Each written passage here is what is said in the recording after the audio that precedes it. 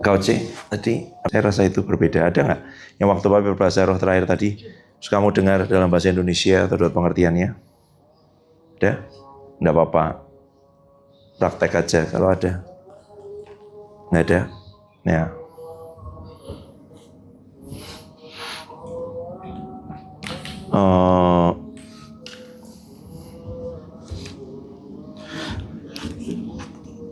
Oke, buka dulu Filipi 3 ayat 20 sampai dengan 21.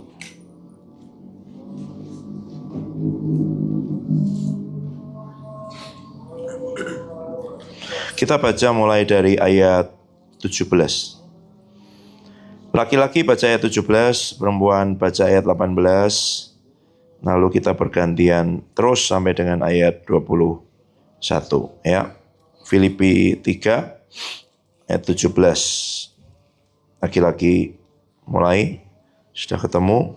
2, 3. Saudara-saudara, ikutilah teladanku dan perhatikanlah mereka yang hidup sama seperti kami, yang menjadi teladanmu. Seperti yang telah kerap kali kukatakan kepadamu, dan yang kunyatakan pula sekarang tentang Yesus, banyak orang yang hidup sebagai seteru salib Kristus. Kesudahan mereka ialah kebinasaan, Tuhan mereka ialah perut mereka, kemuliaan mereka ialah aib mereka, pikiran mereka semata-mata tertuju kepada perkara duniawi. Karena kebanggaan kita adalah di dalam surga, dan dari situ juga kita menantikan Tuhan Yesus Kristus sebagai Juru Selamat. Yuk, 21. Yang akan mengubah tubuh kita yang hina ini sehingga serupa dengan tubuhnya yang mulia, menurut kuasanya yang dapat menaklukkan segala sesuatu kepada dirinya. Coba perhatikan ayat 20. Karena kewargaan kita adalah di dalam surga, gitu. Ya. Kemarin itu sore agak malam sambil minum teh. Ya, terserah Tuhan ya bicara lagi ngapain aja. Tapi kan hatimu menanti-nantikan kan. Saya bicara, saya tanya, Tuhan kau mau bicara apa,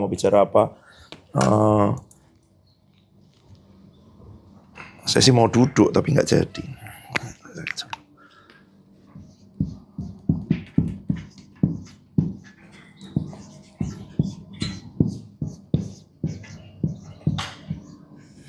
Atau kasih es lah, jamak. Karena bukan hanya satu ya. Apa ini? Warga negara atau kerajaan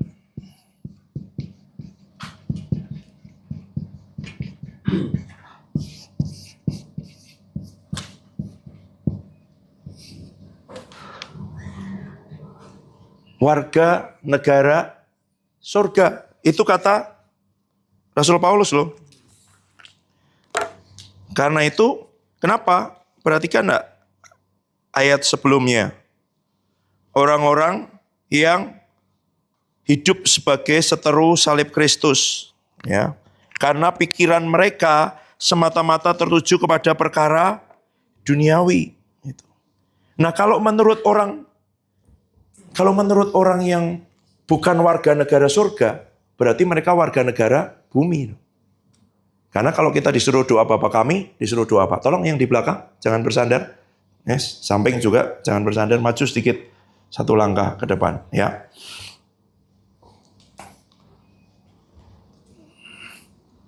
Warga negara surga. Kalau kamu bukan warga negara surga, kamu warga negara bumi. Kerajaan. Ya kalau kamu warga bumi, kamu hidup memikirkan perkara-perkara yang di bumi, wajar nggak? Wajar dong. Orang-orang Indonesia memikirkan apa yang terjadi di Indonesia, krisis, pemerintahannya, keadaan. Maka ada orang menyuarakan pendapat dengan berbagai cara ya. Ada yang membuat aktivitas, ada yang kemudian membuat lembaga, ada yang kemudian demonstrasi, ada yang kemudian membuat advokasi, macam-macam. Karena mereka punya concern dengan tempat di mana mereka tinggal. Kesejahteraan kota itu kesejahteraanmu, ya kan? Untuk firman Tuhan. Kalau tempat itu sejahtera, kamu juga akan ikut sejahtera. Yes. Kalau perekonomian Indonesia turun, semuanya krisis, pangan, kemudian lapangan pekerjaan, banyak orang di PHK dan semuanya. Apa yang akan terjadi? Ya akan terjadi krisis secara keseluruhan. Hidup menjadi tidak aman, kriminalitas meninggi. Kenapa? Karena banyak pengangguran, banyak orang itu semua. Nah itu wajar. Kalau pikiran mereka semata-mata tertuju kepada perkara duniawi. Tapi Rasul Paulus ngomong kepada siapa? Bukan ngomong kepada orang dunia loh. Ngomong kepada orang percaya, ya kan? Yang sudah percaya kepada Yesus. Tapi sekarang mereka hidup sebagai seteru salib Kristus. Mereka cuma ngejar Tuhannya itu perut. Kemuliaannya aib. Pikirannya semata-mata tertuju kepada perkara duniawi. Itu loh. Perkara duniawi apa sih? Coba buka Matius. Matius 5 ya. Yang carilah dahulu kerajaan Allah. Matius 6.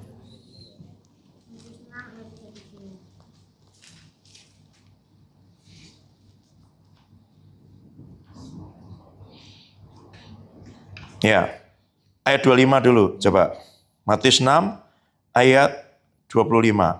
Yuk, baca bersama bersuara, 2, 3. Karena itu aku berkata kepadamu, janganlah khawatir akan hidupmu, akan apa yang hendak kamu makan atau minum. Dan janganlah khawatir pula akan tubuhmu, akan apa yang hendak kamu pakai. Bukankah hidup itu lebih penting daripada makanan, dan tubuh lebih penting daripada pakaian. Oke. 26 laki-laki baca. 2, 3 pandanglah burung-burung di langit yang tidak menabur dan tidak menuai dan tidak mengumpulkan bekal dalam lumbung, namun diberi makan oleh Bapamu yang di surga. Bukankah kamu jauh melebihi burung-burung itu? Perempuan 27. Siapakah di antara kamu yang karena kekhawatirannya dapat menambahkan harta sejahtera dan jalan hidupnya? Laki-laki 28. Dan mengapa kamu khawatir akan pakaian? Perhatikan bunga bakung di ladang yang tumbuh tanpa pekerja dan tanpa memintal. 29, perempuan. Namun akankah kepadamu, Salomo dalam segala kemegahannya pun tidak berpakaian seindah salah satu dari bunga itu. Yo. Jadi jika demikian Allah mendandani rumput di ladang yang hari ini ada dan besok dibuang ke dalam api. Tidakkah Ia akan lebih lagi mendandani kamu, hai orang yang kurang percaya, perempuan? Sebab itu. Janganlah kamu khawatir dan berkata, apakah yang akan kami makan? Apakah yang akan kami minum? Apakah yang akan kami pakai? 3-2 sama-sama. Semua itu dicari bangsa-bangsa yang tidak mengenal Allah. Akan tetapi Bapamu yang di surga tahu bahwa kamu memerlukan. Oke. Jadi itu semua yang dianggap oleh orang itu wajar, umum, biasa. Itu kata Matius 6:32 apa? Dicari bangsa-bangsa yang tidak mengenal Allah. Mengenal Allah sebagai apa? Sebagai Bapa. Karena Bapamu yang di surga tahu bahwa kamu memerlukan semuanya itu. Kalau Bapakmu di Inggris, berarti kamu warga negara Inggris harusnya. Gitu. Kalau Bapakmu di Kanada, kamu warga negara Kanada. Kalau Bapakmu di surga, warga negara surga. Gitu. Jadi coba firman dulu saya kasih supaya kamu ngerti kebenaran-kebenaran ini. Sebentar. 1 Korintus 15.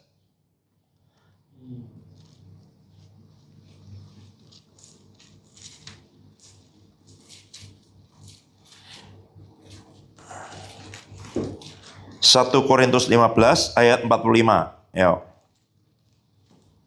1 Korintus 15 ayat 45.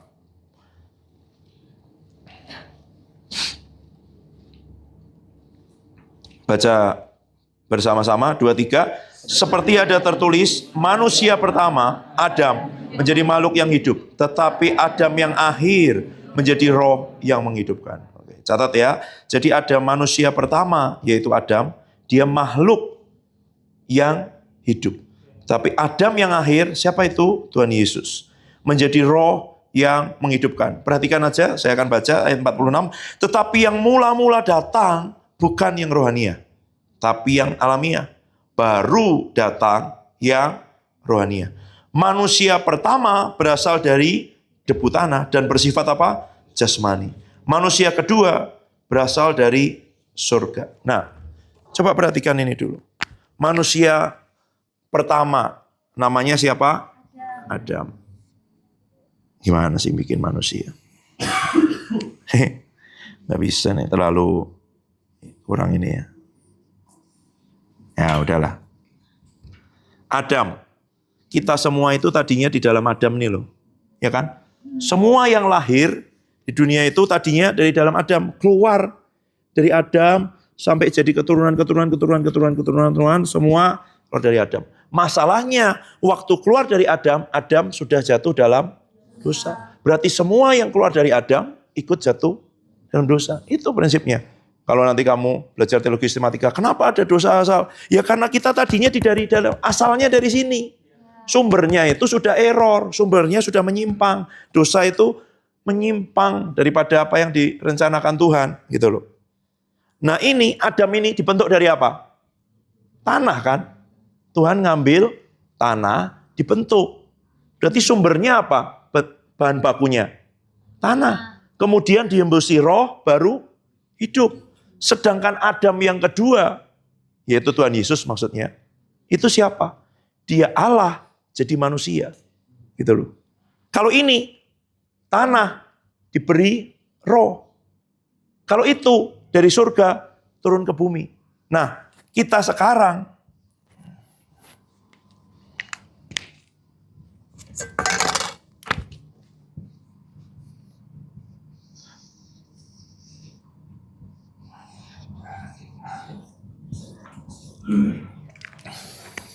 makanya ada pernyataan ini, lahir satu kali, mati dua kali. Kalau kamu cuma lahir secara jasmani, ya kan? Ada yang dilahirkan dari kaleng, dari galon aqua, dari tandon air, nggak ada. Nggak ada kan? Semua lahir dari ibu dan bapak. Lahir kan? Satu kali. Kamu akan mati dua kali. Mati tubuhmu dan nanti mati dihakimi. Firman Tuhan. Tapi kalau kamu lahir dua kali, gimana cara lahir dua kali? Nikodemus, pemimpin agama, orang ahli Taurat, orang Farisi, tidak bisa paham waktu Tuhan Yesus ngomong, kamu harus dilahirkan kembali. Ya dong. Kalau kamu lahir di Indonesia, kamu warga negara Indonesia. Indonesia tidak menganut prinsip itu ya kayaknya. Tapi ada negara-negara seperti Amerika, Inggris, dan semuanya. Waktu kamu lahir di sana, kamu otomatis jadi warga negara. Jadi kalau kamu lahir dari Adam, kamu tidak bisa jadi warga negara surga. Karena kamu tidak punya hak. Kamu harus lahir dari Tuhan Yesus. Makanya lahirnya harus dua kali. Kalau lahirmu cuma sekali, ya kan? Matimu dua kali. Mati ini yang orang bilang, oh mati ini sekarang dikubur, dikremasi, dibakar gitu ya. Mati. Nanti kamu akan mengalami kematian kedua. Baca Alkitab. Dilemparkan ke dalam neraka yang menyala-nyala. Tapi kalau kamu lahir dua kali, kamu hanya mati satu kali. Waktu tubuh ini dikubur, selesai. Selesai enggak? Enggak, kamu hidup bersama dengan Allah. Apa buktinya? Firman Tuhan. Tuhan Yesus waktu ditanya dia bilang begini, tidakkah kamu ingat firman akan semak duri? Waktu Tuhan berbicara, akulah Allah siapa? Abraham, Ishak, dan Yakub. Bukan Allah orang mati, tapi Allah orang hidup. Abraham, Ishak, dan Yakub hidup di hadapan Tuhan. Tidak mati. Itu. Sekarang kamu di dalam Kristus. Ini loh. Harus dilahirkan keluar dari Tuhan Yesus. Makanya firman Tuhan bilang apa? Barang siapa di dalam Kristus, dia adalah ciptaan yang baru. Dilahirkan baru.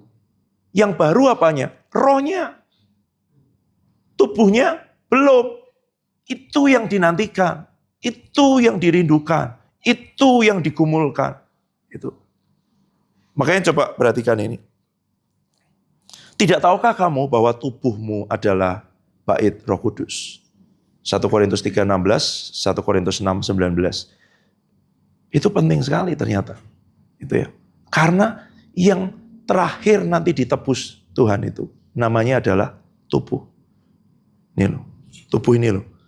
Tubuhnya Adam sebelum dia jatuh dalam dosa tidak seperti tubuh kita. Ingat nggak kemarin? Saya coba cek lagi. Laki dengan laki, perempuan, coba cubit sedikit di lengan aja, nggak usah di perut. Pastikan sedikit, ya. Nggak usah. Coba cek dulu, siapa tahu sebelahmu malaikat, malah begitu dicubit, wow, lebih keras lagi, more. Gitu.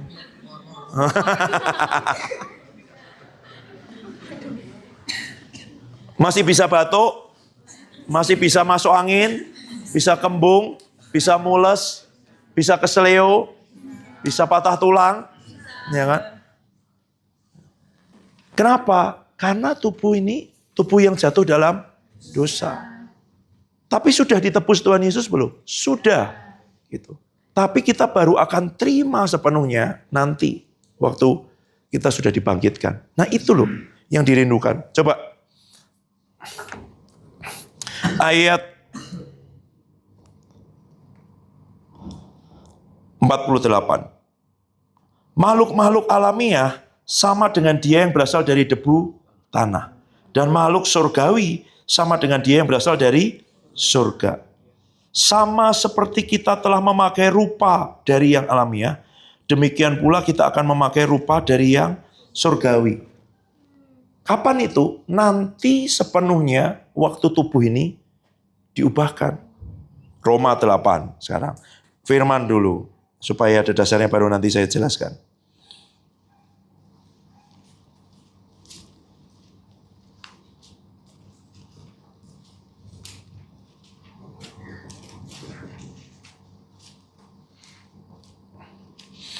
Ayat 19. Roma 8 ayat 19.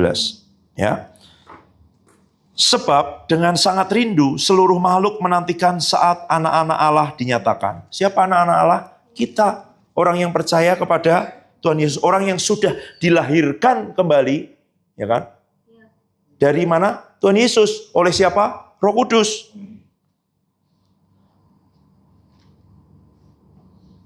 Tetapi, ya, saya ulangi, seluruh makhluk telah ditaklukkan. 19. Sebab dengan sangat rindu seluruh makhluk menantikan saat anak-anak Allah dinyatakan. Ingat, kata dinyatakan, reveal, pewahyuan itu berarti sudah ada, tapi masih ditutupi tadinya. Selubungnya dibuka. Ya. Saat selubung kita yang sebenarnya dibuka.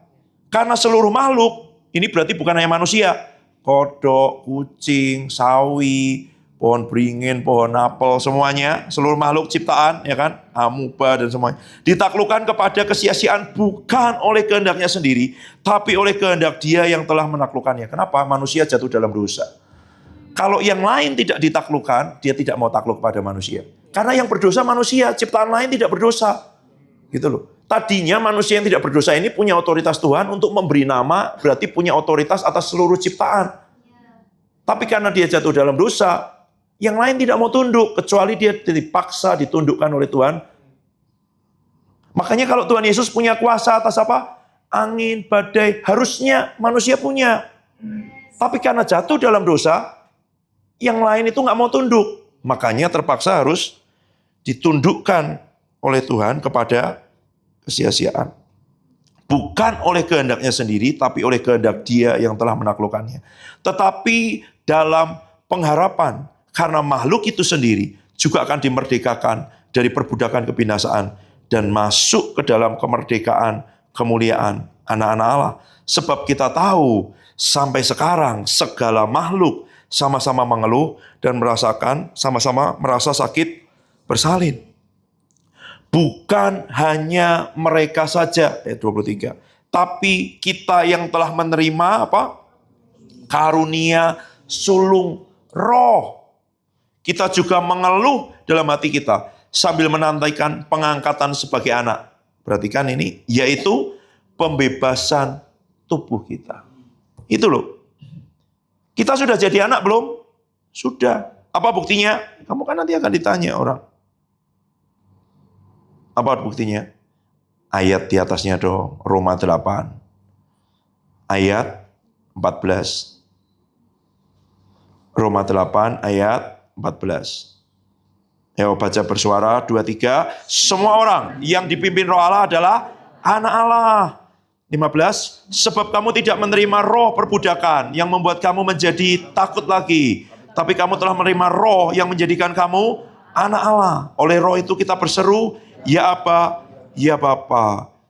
16, roh itu bersaksi bersama-sama dengan roh kita bahwa kita adalah anak-anak Allah. 17, dan jika kita adalah anak, maka kita juga adalah ahli waris.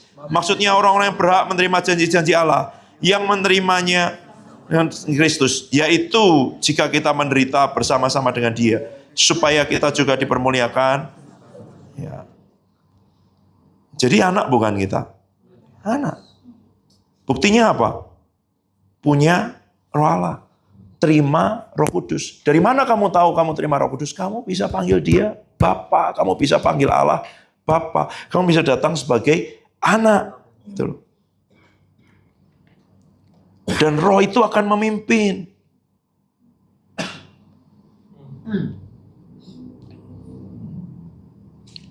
Tapi, ini gambarannya ya. Apa buktinya kalau kamu warga negara Indonesia? Yang sudah dewasa. Kamu punya apa? KTP. Ya. Ada lain, kalau kamu di luar Indonesia, bagaimana kamu bisa membuktikan diri kamu orang Indonesia? Kamu harus punya namanya paspor. Sebagai identitasmu, tanda bahwa kamu warga negara Indonesia. Nah, kamu hidup di bumi, warga negara surga, paspormu apa? Roh Kudus. Itu paspormu, gitu loh. Loh, kamu tidak pegang itu, kamu nggak bisa masuk ke surga, nggak bisa balik. Ya dong. Apa dasarnya? Coba buka. Buka lagi semua.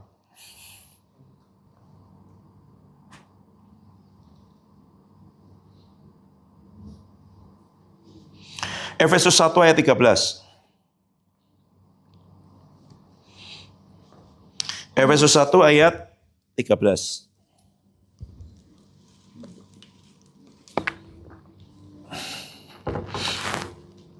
Udah, baca bersama, 2, 3.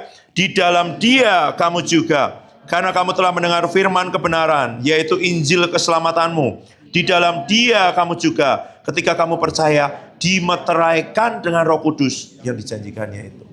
Ya, oke. 2 Korintus 1, 21, 22.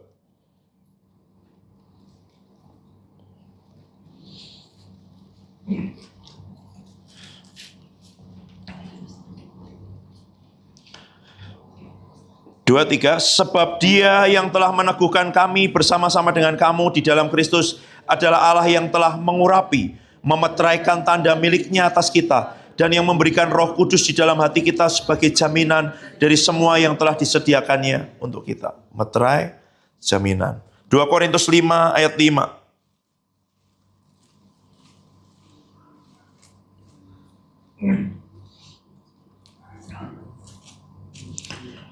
2, 3, tetapi Allah lah yang justru mempersiapkan kita untuk hal itu, dan yang mengaruniakan roh kepada kita sebagai jaminan segala sesuatu yang telah disediakan bagi kita. Oke ya, jadi kita diberi tanda, diberi stempel, diberi meterai, diberi bukti bahwa kita itu anak Allah.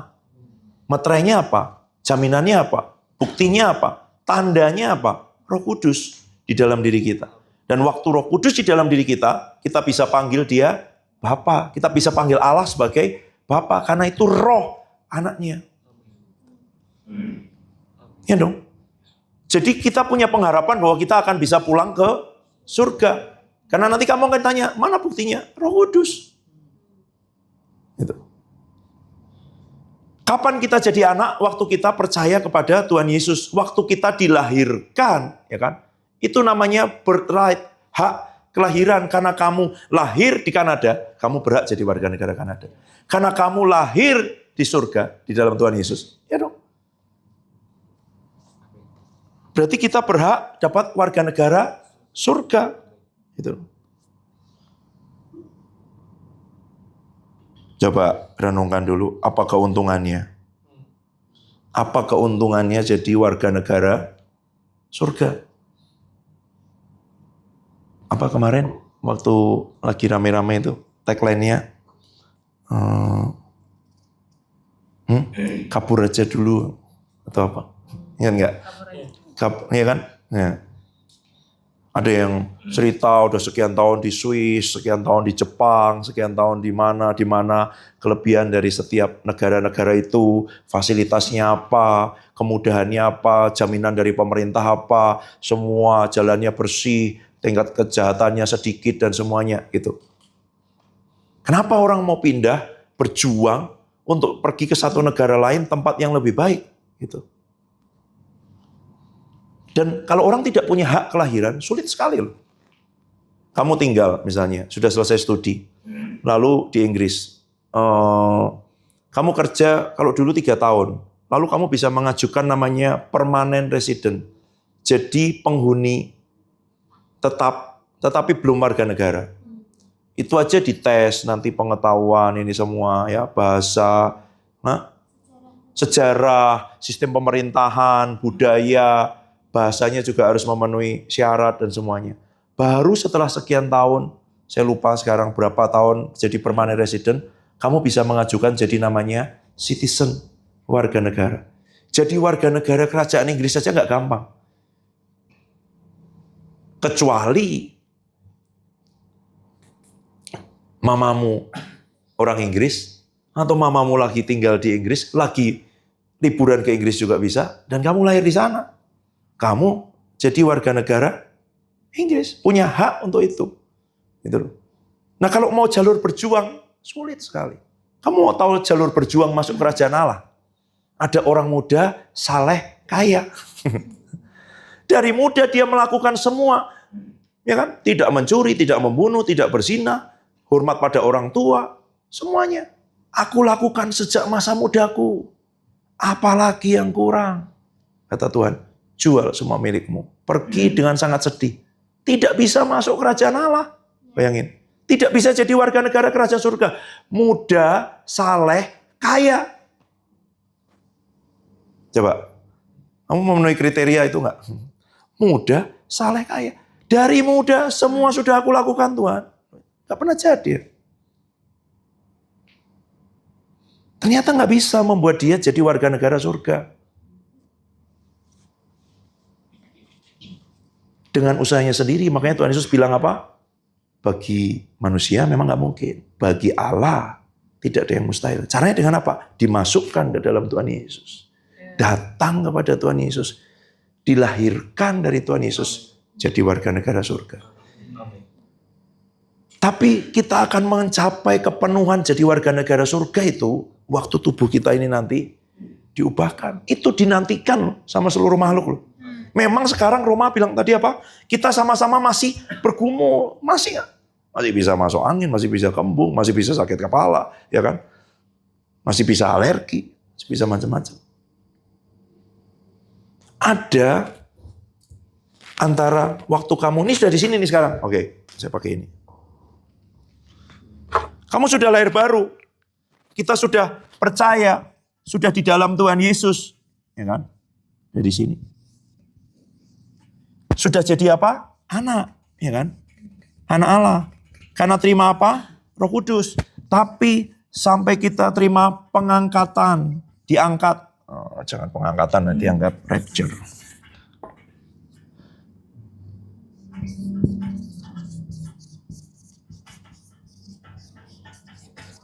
Penuh. Kapan itu? Waktu tubuh kita diubahkan. Buka lagi Roma 8 sebentar.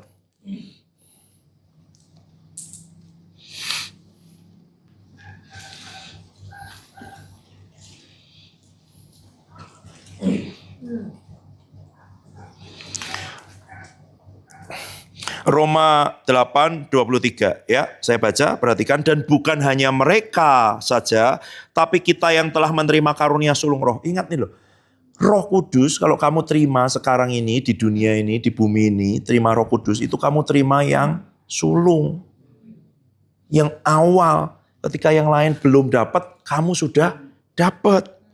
Itu. Kita juga mengeluh. Sudah terima Roh Kudus saja mengeluh dalam hati. Mengeluh ini bukan karena, oh ya bukan. Karena memang kenyataannya daging ini masih lemah kan. Gitu loh. Kita itu menantikan pengangkatan sebagai anak. Yaitu pembebasan tubuh. Ini loh. Kita ini menantikan kapan bisa nggak masuk angin lagi. Kapan bisa nggak kembung lagi. Kapan bisa nggak lapar lagi. Kapan bisa nggak keringetan lagi. Kapan bisa tidak menangis lagi. Ingat itu. Nanti surga tidak ada air mata, tidak ada kesedihan, ya kan? Penderitaan, kesakitan itu semua. Kita menantikan itu sepenuhnya nanti. Kita ini orang bilang sudah terima tanda jadi, DP, down payment. Tanda jadinya apa? Roh Kudus. Bayangin, tanda jadinya aja Roh Kudus. Orang tuh kan kalau dibayar, ya kan? Ini transaksi tempat ini mau dibeli 500 juta, kasih tanda jadi 5 juta. Atau mungkin, enggak lah, 10% atau berapa, 50 juta. Bukti bahwa sungguh-sungguh mau membeli. Kenapa? Karena kalau nggak jadi dibeli, tanda jadinya hangus. Gitu. Oke, saya kasih dulu ya tanda jadi bahwa saya memang mau beli ini. Nah, tanda jadi kita itu Roh Kudus. Coba minta Roh Kudus menyingkapkan siapa dia. Kok kita diberi tanda jadi aja sedahsyat itu, gitu loh, ya kan? Tanda jadinya itu loh, gitu. Kamu ngerti nggak itu? Ini aja. Kita ini warga negara surga. Kamu tahu warga negara Amerika itu punya keistimewaan. Waktu terjadi sesuatu di satu negara, terjadi konflik dengan itu, pemerintahnya menyiapkan agen CIA apa. Oh, saya pernah nonton film berdasarkan kisah nyata. Bagaimana ada sekian warga Amerika di satu negara di Timur Tengah dan kemudian terjadi gejolak itu semua. Dikirim agen, menyamar itu semua untuk membebaskan, melepaskan mereka, mengeluarkan mereka dari negara itu. Operasi senyap. Jadi orang nggak tahu, dia nggak bawa senjata besar gitu. Dia nyamar jadi apa gitu semua untuk cari info untuk itu semua itu. Bayangin, negara di dunia bisa bertanggung jawab dengan warga negaranya sampai seperti itu. Kalau lihat film itu, ini untuk nyelamatin berapa orang gini aja kok sampai kayak gitu sih.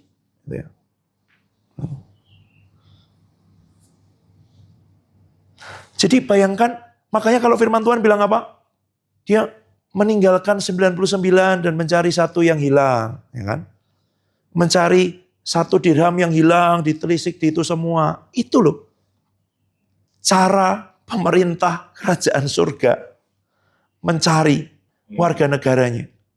Makanya firman Tuhan bilang begini, waktu kamu masih seteru, waktu kamu masih jauh aja dia mati buat kita. Apalagi sekarang kamu sudah jadi anaknya. Gitu. Ya, seperti itu pemerintah kerajaan surga bertanggung jawab atas warga negaranya. Gitu. Baca ayatnya, itu di mana ya? Roma situ juga ya. Waktu kamu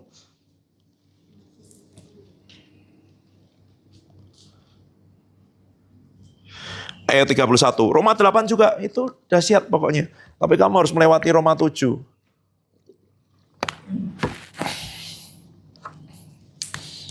Ayat 31. Ya. Yuk, baca bersama 2, 3. Sebab itu, apakah yang akan kita katakan tentang semuanya itu? Jika Allah di pihak kita, siapakah akan melawan kita? 32. Ia yang tidak menyayangkan anaknya sendiri, tapi telah menyerah. Bagaimana mungkin ia tidak mengaruniakan segala sesuatu pada kita sama-sama.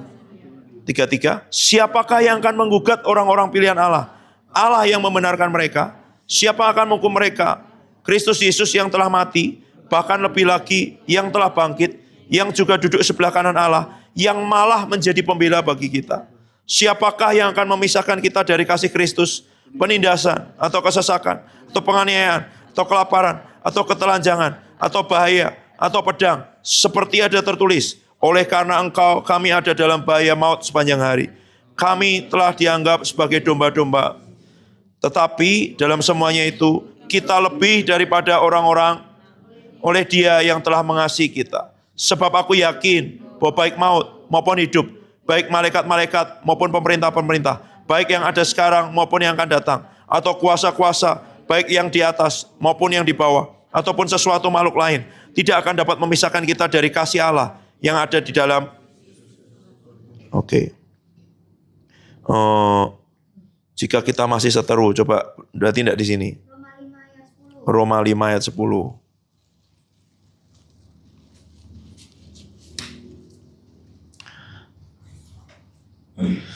Oke, baca bersama 2, 3. Jika masih seteru, diperdamaikan dengan Allah oleh kematian anaknya, lebih-lebih kita yang sekarang telah diperdamaikan, pasti akan diselamatkan oleh hidupnya. Oke, ya kan? Loh, waktu kita masih seteru aja, waktu kita masih jauh aja, dia mati buat kita. Dia menunjukkan kasihnya. Nih, ayat di atasnya ya. Ayat 6. Roma 5 ayat 6. Karena waktu kita masih lemah, Kristus telah mati untuk kita, orang-orang durhaka pada waktu yang ditentukan oleh. Loh, kalau pemerintah menyelamatkan warga negara wajar kan? Nah, waktu kita diselamatkan ini belum warga negara. Makanya yang mau diomong Paulus ini, waktu kamu masih jauh, waktu masih durhaka, waktu masih dosa, waktu masih seteru aja diselamatkan sebesar itu loh. Meninggalkan surga, membayar bukan dengan emas perak tapi dengan darahnya buat kita. Apalagi sekarang setelah diselamatkan. Kamu ngerti gak seberapa dia mau membela, mempertahankan hidupmu dan hidupku. Gitu loh. Makanya dia duduk di sebelah kanan Allah. Bukan untuk jadi hakim, untuk jadi apa? Pembela, parakletos, pendoa syafaat. Hidup kita ini diperjuangkan oleh Allah. Gitu. Itu namanya kabar baik, ya kan? Begitu kamu dengar begitu, wah ini kabar baik. Ya no? Injil itu kabar baik. Ada yang mengasihi kamu, ada yang mencintai kamu, ada yang bayar hidupmu dengan nyawanya, ada yang meninggalkan surga buat kamu, ada yang mati di atas kayu salib, ada yang bayar bukan dengan emas perak, tapi dengan darahnya sendiri. Ada yang menghargai kamu lebih daripada semestinya. Itu ya. Itu kabar baik kan. Dan setelah itu masih belum berhenti. Setelah kamu, setelah kita, ya kan, diselamatkan, dia juga masih memperjuangkan kita. Tuhan Yesus naik ke surga, jadi pembela buat kita tadi kan. Bukan jadi hakim. Dia kirim Roh Kudus, jadi down payment, jadi penolong, jadi meterai, jadi jaminan. Gitu.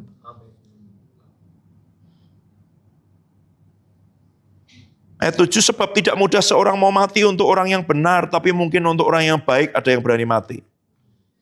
Ya dong, kalau dia baik sama kamu itu semua mungkin, oh ya dia ini dermawan, suka menolong gitu. Tapi kalau benar, karena benar nggak mau nyuri, nggak mau korupsi, nggak mau itu semua, belum tentu ada orang membela, ya kan? Itu. Orang korupsi, mencuri, tapi karena di kampungnya dia baik, sering bagi-bagi, ngasih banyak orang, mungkin orang mau membela. Benar, belum tentu. Tapi Allah menunjukkan kasihnya pada kita oleh karena Kristus telah mati untuk kita ketika kita masih berdosa.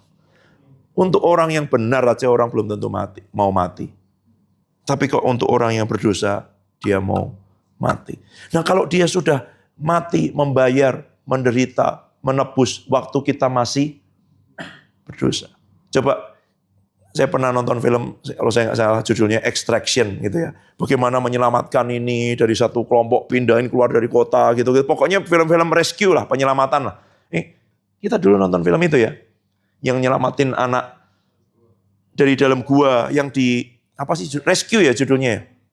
Di Thailand, anak kecil-kecil main bola masuk ke dalam gua, ternyata itu sungai bawah tanah dan kemudian sungainya meluap, mereka terjebak di situ, nggak bisa keluar. Gitu. Sampai tim dari seluruh dunia, ada cari aja filmnya.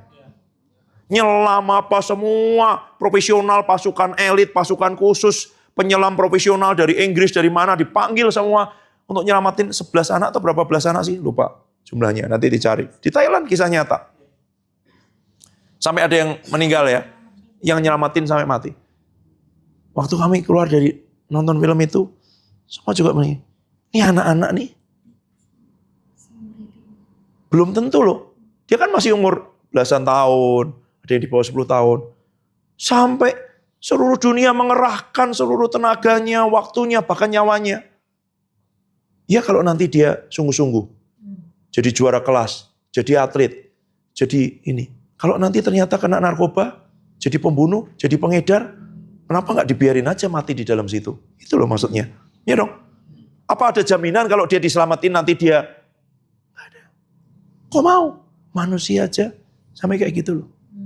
Gitu. Saya waktu lihat, buat apa ya? Apa sepadan ya? Ya, pengorbanan Tuhan Yesus juga tidak sepadan dengan kita. Berarti dia percaya lebih daripada kita percaya dengan diri kita sendiri, ya kan? Bahwa ada sesuatu yang dipersiapkan, you know. Mungkin kamu ragu dengan dirimu. Bisa ya?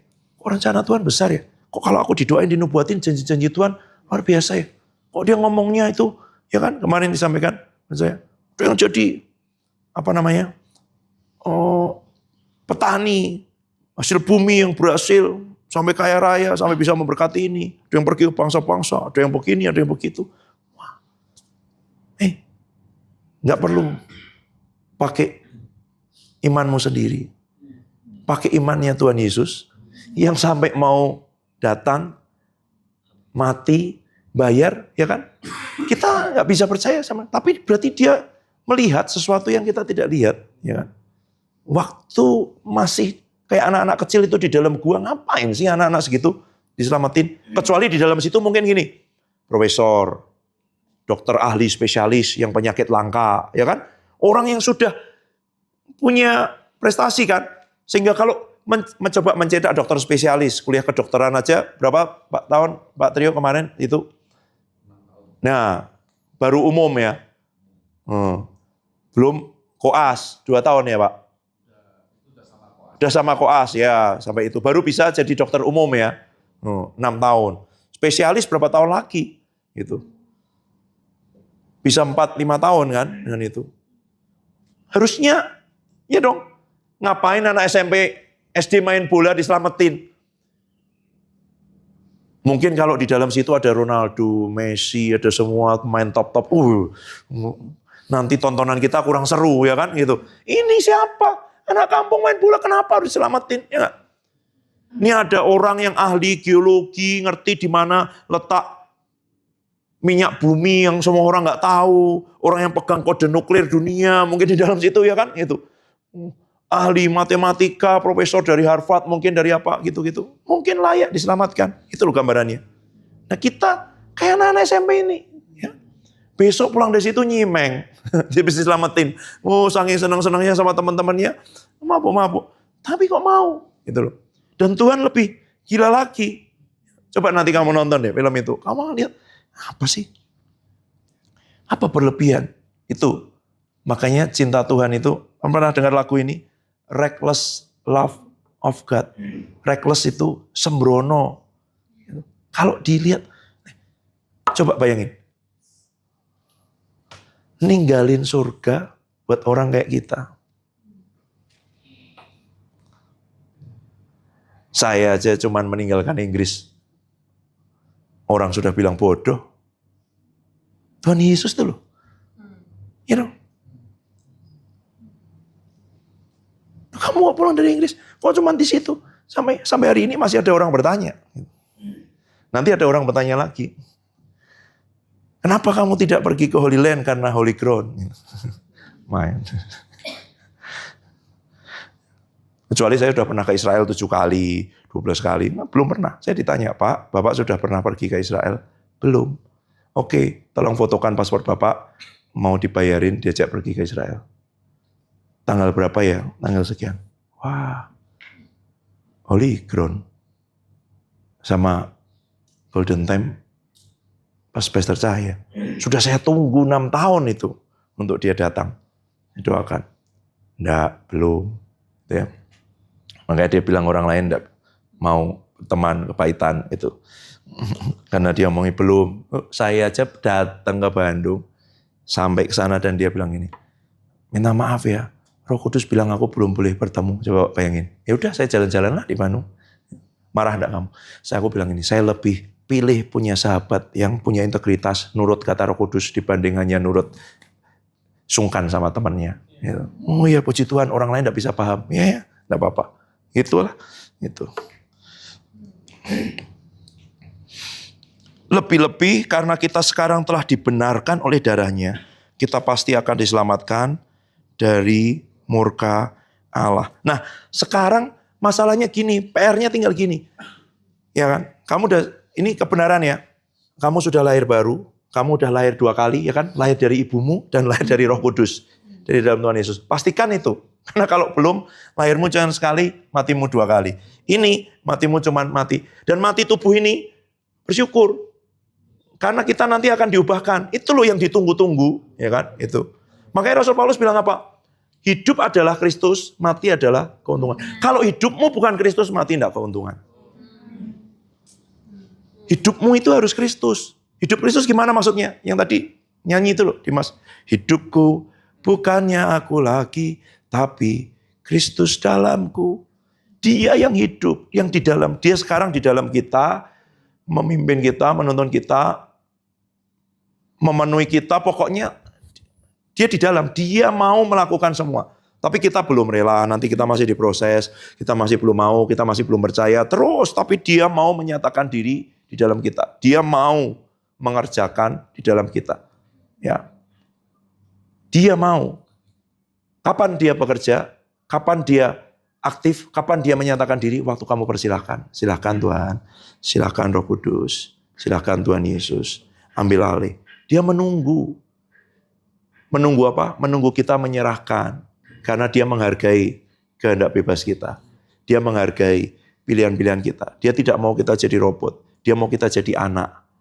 Yang ingat kalau Pastor Hengki khotbah kemarin, selalu punya pilihan. Tanpa ada pilihan, tidak akan ada apa?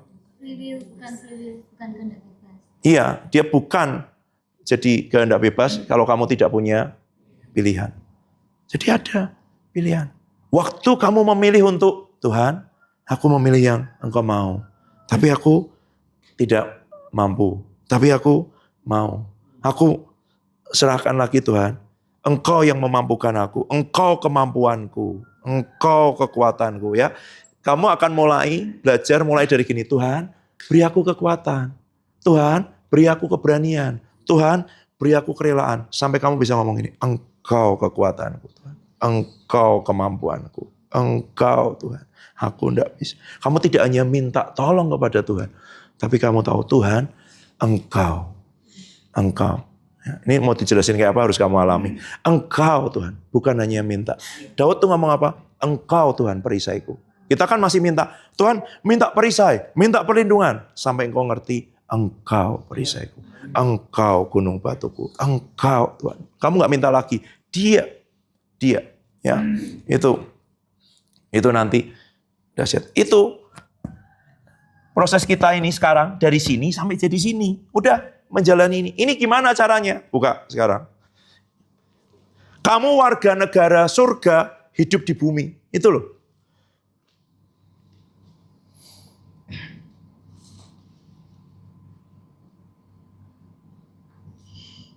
Loh, coba waktu kami di Inggris, warga negara Indonesia, tinggal di Inggris. Saya pikir dulu itu desa, kampungan, karena orang Indonesia itu kalau nggak makan nasi belum kenyang kan. Udah makan roti, makan kentang, makan macam-macam, belum makan nasi, belum makan. Saya aja kadang kalau makan roti nggak berdoa, lupa. Karena nganggapnya nggak makan, snack gitu, yang gitu makan aja. Wih, nggak berdoa, lupa. Karena mikirnya itu kalau ada nasi, ada sambal, ada ini baru makan gitu. Ya kan? Waktu saya di Belanda datang pertama kali, wah, apa namanya? Sandwich, tapi rotinya roti-roti yang dari gandum itu yang besar. Dilihat dari jauh menarik banget. Dalamnya ada selada, ada tomat, ada timun, ada daging ham, ada keju. Wah, saya lihat dari jauh, wow, enak banget nih pasti ya. Gitu ya, lapar ya kan, baru datang semua. Oke, silakan makan, bebas, boleh tambah, boleh itu. Begitu dipegang, dingin, baru dikeluarin dari kulkas. Waduh. Saya cari yang lain. Kamu tahu samosa nggak? Samosa itu kayak gorengan martabak India bentuknya segitiga. Kayak kita martabak kan kotak ya, gini ya. Waduh, kok dingin? Bukankah kita kalau makan burger hangat? Oh, ini gorengan aja lah. Gorengan, mau hangat nih. Saya semangat. Loh, dingin. Dinginnya bukan dingin biasa gitu. Bukan dingin karena tadinya digoreng. Dinginnya dingin keluar dari kulkas. Loh, Gitu. Iya. Ini musim panas, dia bilang gitu. Kita makan yang dingin biar seger. Nah itu kan rujak ya kan gitu. Ini burger, roti, gorengan dingin. Dimasukkan ke kulkas dulu loh. Jadi, saya lihat betul. Ya ada yang datang ya saya. Ada anak mahasiswa baru tinggal waktu ini di Inggris nih, kalau tadi di Belanda. Mamanya datang bikinin gorengan. Lumpia apa macam-macam. Wah, enak banget nih. Habis goreng gitu. Terus kita kan dapur, oh nanti kita bagi ya. Gitu. Kok lama banget? Setelah itu baru kita dikasih. Wah, hangat nih, ya kan? Enggak, dingin. Karena tadi habis digoreng, masukin kulkas dulu. Gimana sih ini? Kita kan maunya hangat-hangat, ya kan? Karena warga negara Indonesia tinggal di Belanda. Orang cocok. Ternyata yang desa bukan hanya kita. Waktu saya ketemu orang Belanda yang pernah jadi misionaris di Sumatera, di Lampung, dia bilang, kami bawa mesin untuk membuat roti.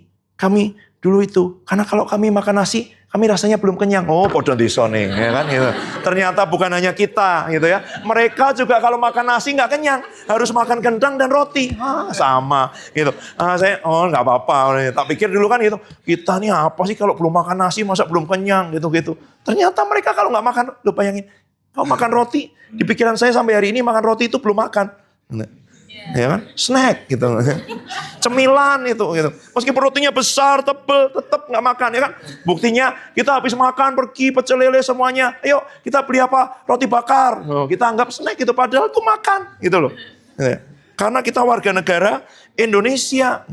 Nah surga punya habit nggak? You know. Kamu mau tahu warga negara surga hidup di bumi? Tuhan Yesus. 3,5 tahun. Oh, bukan 3,5, 33 tahun. Tapi kira-kira lihat 3,5 tahun hidupnya yang dicatat oleh Injil-Injil itu loh. Hidup dipimpin Roh Kudus. Hidup dituntun Roh Kudus. Itu aja. Karena kalau Tuhan Yesus hidup dengan semua kealahannya, kita nggak punya contoh bagaimana warga negara surga hidup di bumi. Ya nggak? Ya dong, nggak fair dong. Dia bisa lapar, bisa kan? Waktu di sumur Samaria itu loh, dia bisa haus, dia bisa capek, buktinya ketiduran. Ya dong, bisa. Itu. Loh, kalau tidak menanggalkan kealahannya, bisa nggak?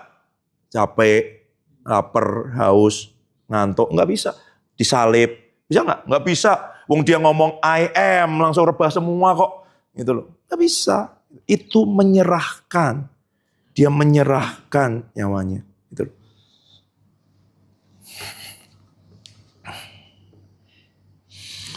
Jadi gimana?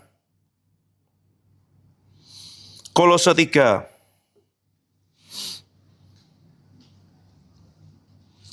Ayat 1 dan 2.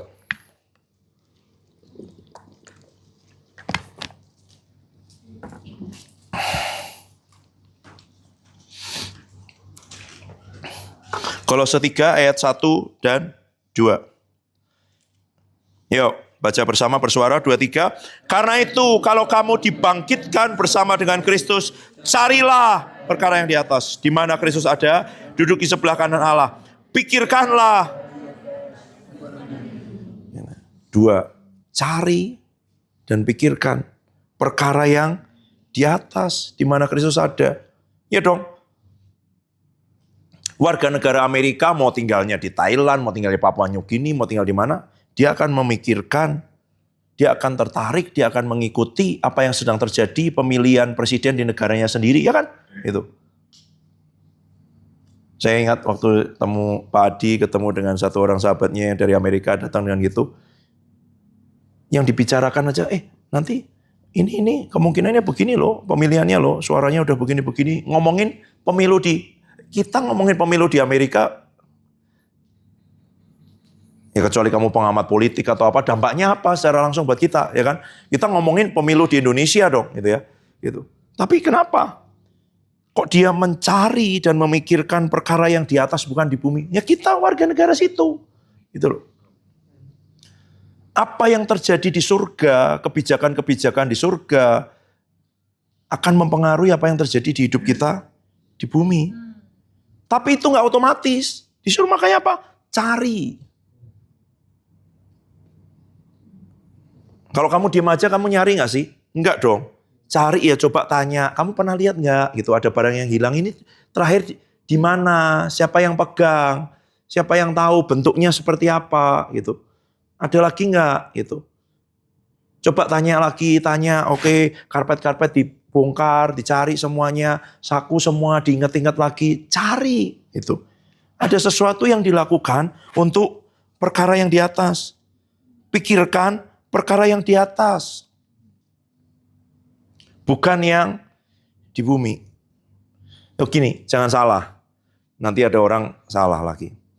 Berarti kita hanya surga saja. Loh ya.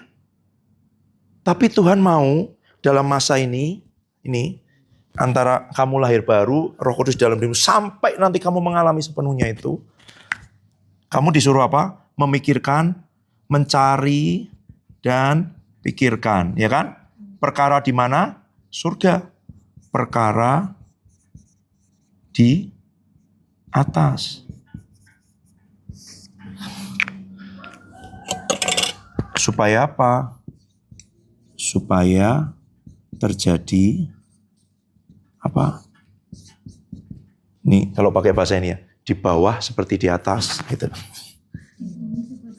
Iya, kan itu kan di atas, ya kan? Oh, lantai 2, Papi. Bukan. Surga. Kalau kamu nggak ngerti, tidak memikirkan yang di sana, hidupmu akan dipengaruhi oleh yang namanya kenyataan. Yang kamu lihat dengan mata. Orang benar hidup oleh iman, percaya. Percaya kepada apa? Apa yang dikatakan yang di atas. Tuhan Yesus itu loh. Berkali-kali, nanti kapan ya, khusus ini ya, tapi ini minta wayan roh. Kristus duduk di sebelah kanan Allah. Ya, nanti bulan November waktu Pak Yohanes Lili datang, pasti beliau akan ngajar ini, menekankan. Coba kamu lihat nanti berkali-kali tadi ayatnya. Kristus duduk di sebelah kanan Allah. Duduk di sebelah kanan Allah. Kita kembali ke ayat kita di awal dulu tadi. Nanti. Filipi 3.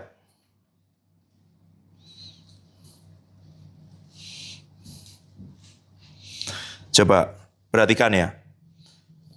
Kewargaan kita adalah di dalam surga. Dan dari mana? Dari situ. Loh, coba. Kita di mana? Di bumi kan? Tapi kok dari situ?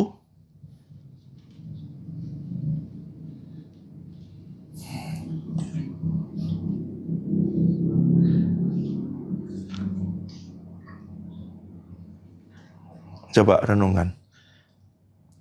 Kewargaan kita memang di surga, ya kan? Kamu sudah lahir baru, kamu sudah punya hak, kamu sekarang jadi warga negara surga. Tapi kan kamu hidup di bumi. Tapi kok katanya ini, dan dari situ juga kita menantikan Tuhan Yesus Kristus sebagai juru selamat. Kok bukan dari sini? Kalau dari situ berarti dari surga dong.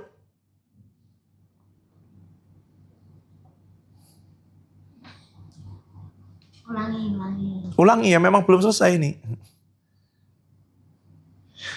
Kewargaan kita adalah di Indonesia. Tapi kamu lagi tinggal di Inggris. Orang kan ngomong, Pak, dari Inggris kita menantikan. Bukan. Kita warga negara mana? Surga. Hidup di mana sekarang? Berarti harusnya kita menantikan Tuhan Yesus dari bumi kan? Tapi ternyata enggak. Kewargaan kita adalah di dalam surga. Dan dari situ dan dari surga itu juga kita menantikan Tuhan Yesus.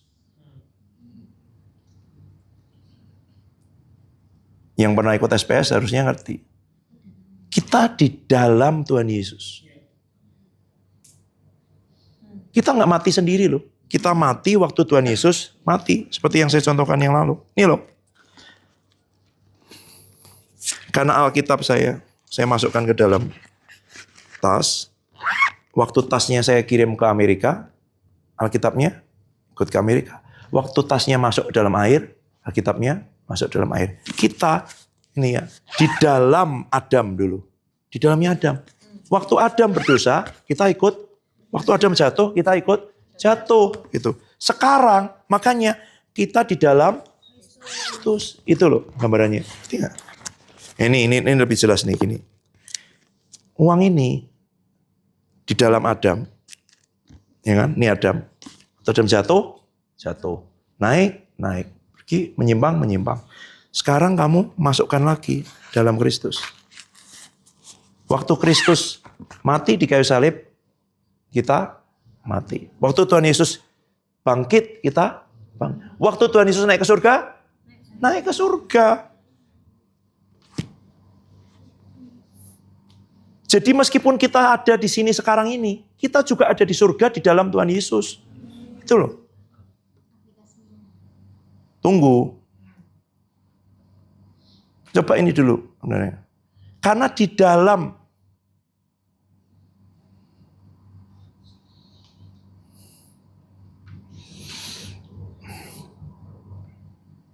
ya.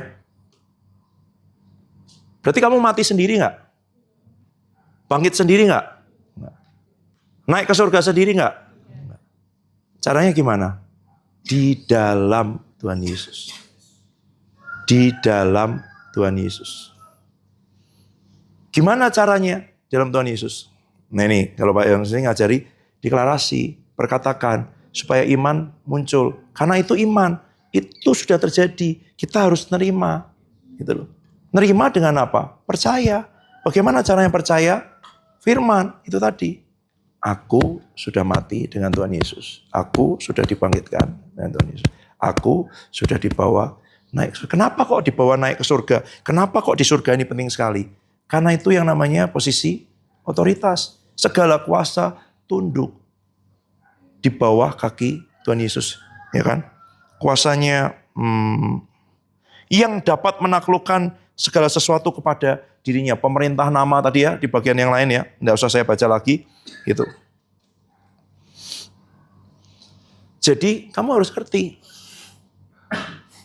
Kita meskipun sekarang ada di bumi, tapi pada saat yang sama, kita juga di dalam Tuhan Yesus. Dan Tuhan Yesus ada di mana? Di surga.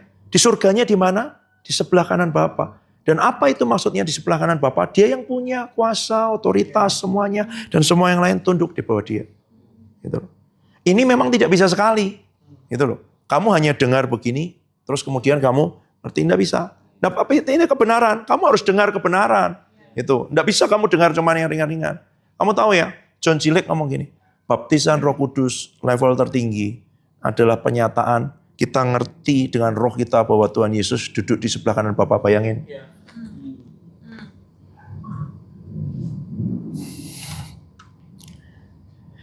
Kalau kamu disingkapkan sama Roh Kudus bahwa Tuhan Yesus duduk di sebelah kanan Bapa, itu berarti posisi yang dahsyat sekali, semua yang lain itu di bawah kakinya. Dan kita juga di dalam Dia. Maka ada nggak yang akan membuat kamu khawatir, takut, ini semua? Nggak ada. Gitu. Tapi masalahnya itu tidak bisa dicapai dengan usahamu. Kalau tadi Mami tanya, bagaimana? Iman. Iman timbulnya dari mana? Pendengaran akan firman. Ya ini diperkatakan. Kamu harus declare, perkatakan bahwa aku di dalam Tuhan Yesus. Aku meskipun di bumi, tapi aku juga di surga, di dalam Tuhan Yesus. Aku juga menantikan itu loh. Cari, pikirkan perkara di atas di mana Kristus ada. Gitu loh. Apa itu hal rohani? Apa itu kehendak Tuhan? Apa itu firman Tuhan? Apa itu pengharapan akan yang seperti ini? Coba kamu dengar. Jarang sekali orang memberitakan, mengkhotbahkan pengharapan seperti ini. Loh, kalau kita cuma mau, iya betul. Kalau kamu ngerti pengharapan itu, ngerti posisimu, ngerti identitasmu, ngerti kamu ada di mana, kamu akan mengalami di bumi seperti di surga. Loh, kalau kamu tidak ngerti surga kayak apa, gimana kamu menjadikan bumi seperti surga? Enggak akan dong. Dulu kan saya kepengen banget waktu balik itu, mau membuat kamar saya seperti di Inggris gitu. Perabotnya, mebelnya, lantainya, semuanya gitu. Tapi waktu saya berdoa masukkan mau belanja barang, Tuhan bilang nggak boleh. Gitu. Belum boleh lah mungkin gitu. Karena saya mau dinggetasan seperti di Inggris. Gitu. Kok Papi bisa tahu suasana Inggris, apanya? Ya karena saya pernah di sana. Ya kan? Nah ini loh. Kan kita disuruh berdoa. Datang kerajaanmu, jadi kehendakmu, dimuliakan namamu. Di mana? Di bumi seperti di surga.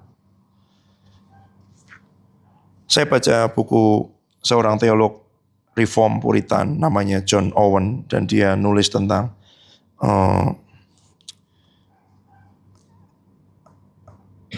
saya lupa judulnya sekarang. Pokoknya dia bilang perkara-perkara surgawi, perkara-perkara tentang kemuliaan Kristus, kamu harus dengan sengaja mengambil waktu, merenungkan, mengunyah-unyah, membaca. Ingat pastor saya kemarin ngomong apa? Ngamatin apa? Sapi, memamah biak, terus. Itu nggak bisa. Gitu. Karena itu bisanya disingkapkan sama Roh Kudus. Nah dia tidak menyingkapkan kepada orang yang kunyah-kunyah ditelan. Udah, nah paling nanti sini nggak apa-apa. Itu ada giginya kok ususku kok. Itu kan banyak yang lambungnya ada giginya kan, makan ditelan aja kan. Enggak, dikunyah dulu. Gitu. Orang yang sungguh-sungguh direnungkan lagi, Tuhan aku merindukan Engkau. Aku ingin Engkau baca firman, waktu khusus, bergaul. Firman sudah dibaca, direnungkan lagi, diperkatakan, sampai iman timbul, sampai firman yang itu loh. Firman yang itu apa? Rema, gitu loh. Apakah begitu dengar ini langsung jadi rema? Belum. Perkatakan terus, baca lagi, renungkan, berkali-kali. Bahkan dia bilang sapi aja berjam-jam sampai bosan, ya kan? Keluarin lagi, kunyah. Firman kayak gitu. Waktu kamu lakukan itu, rema akan muncul.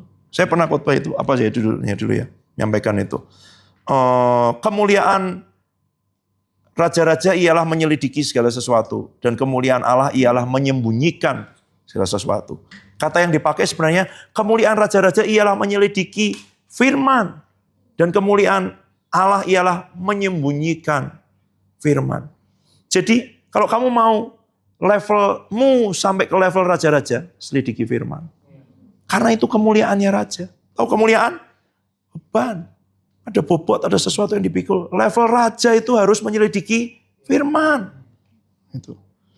Nanti Tuhan itu menyembunyikan firman. Tapi dia singkapkan kepada orang yang mau menyelidiki. Itu. Ada nggak sih? Ada satu kasus terjadi, ya kan, pencurian di sebuah toko emas yang besar. Pencurian masuk dari sini-sini. Lalu datang penyelidik. Untuk menyelidiki. Apa yang dilakukan? Dia akan cari sidik jari, dia akan cari CCTV, dia akan tanya saksi-saksi, dia akan perhatikan ini dicongkel dari mana, masuknya dari mana, sampai ketemu ada jejaknya enggak, cari wawancara orang-orang yang kerja di situ, siapa yang punya motif, siapa tidak. Kalau pernah lihat film-film detektif kan, mencari motif itu menyelidiki, mau membongkar sesuatu yang tersembunyi. Ini siapa pelakunya, menyelidiki. Firman juga kayak gitu. Nah ini semua kamu harus minta. Kita minta. Minta apa? Minta Tuhan singkapkan. Tuhan sampai ini jadi di dalam hatiku bahwa aku ngerti aku warga negara surga. Aku punya hak itu. Dan aku sekarang bukan hanya di bumi. Tapi juga di surga.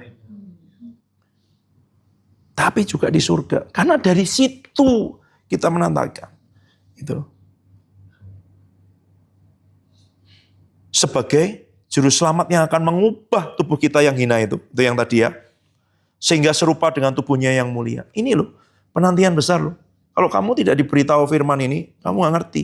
Banyak orang cuma menantikan apa? Oh iya, ya baik sih. Hidup di dunia mungkin kamu punya karir yang bagus.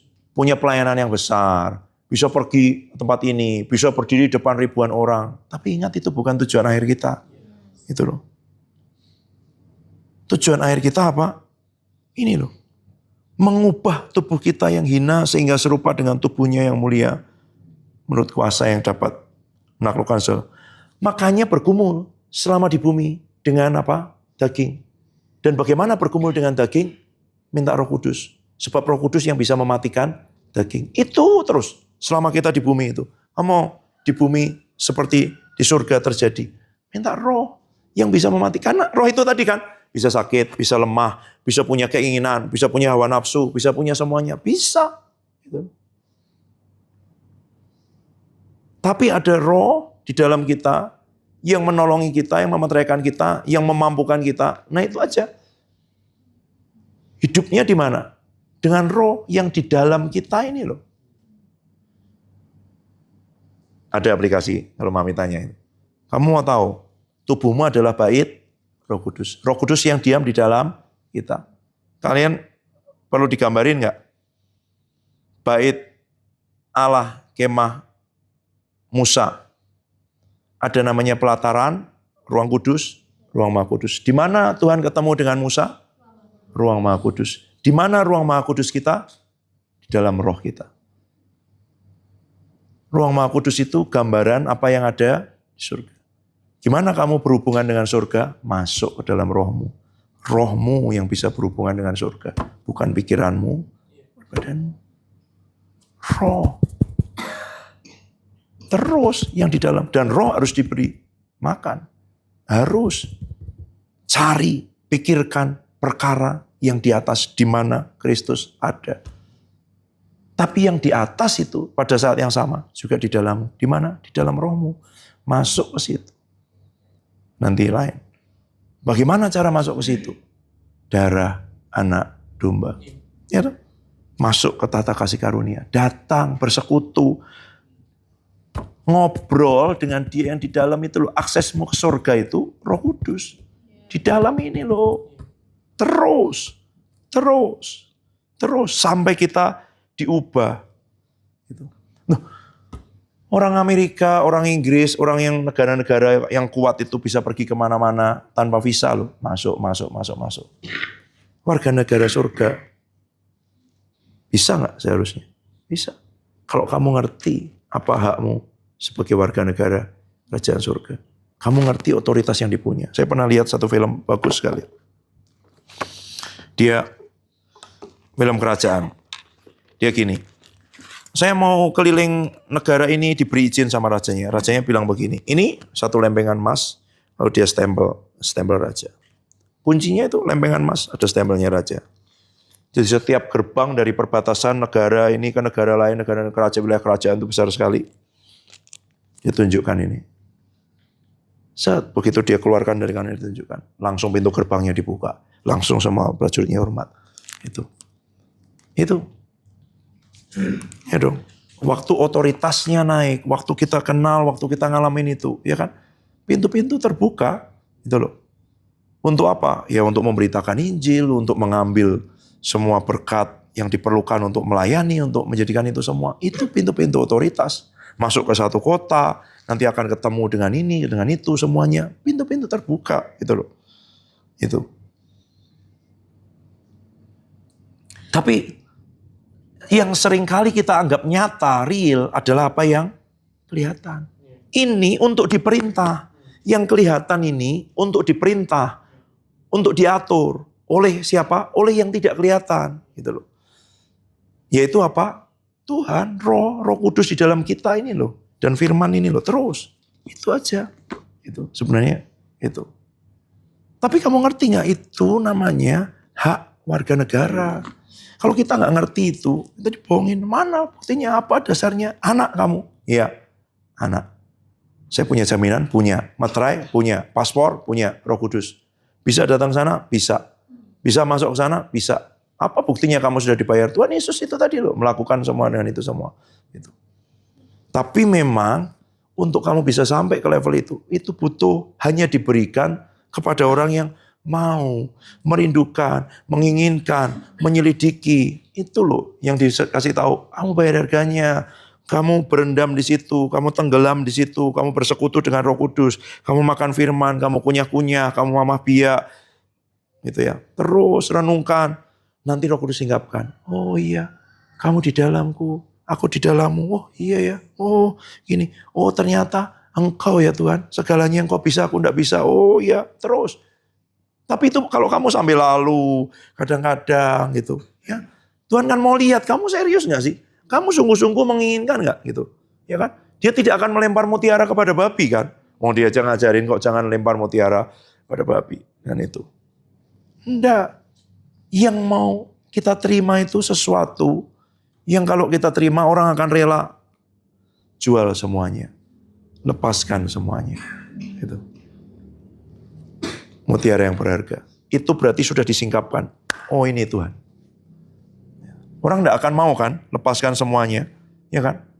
Kecuali untuk apa? Sesuatu yang dia tahu sangat berharga. Sampai kita tahu bahwa Tuhan, Roh Kudus, sangat berharga buat kita. Sangat berharga buat kita. Ya, yuk kita berdoa. Minta kamu dengar kebenaran, kamu dengar firman, dan kamu minta Roh Kudus menyingkapkan.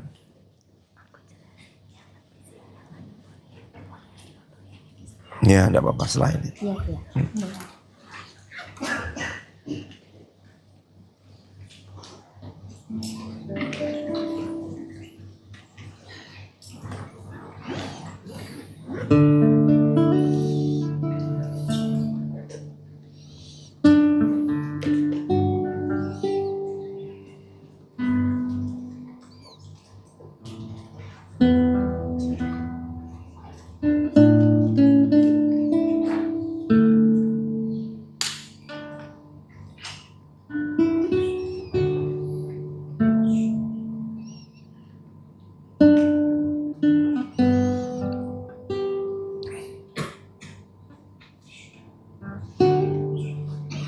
Tuhan, kami dengar kabar baik.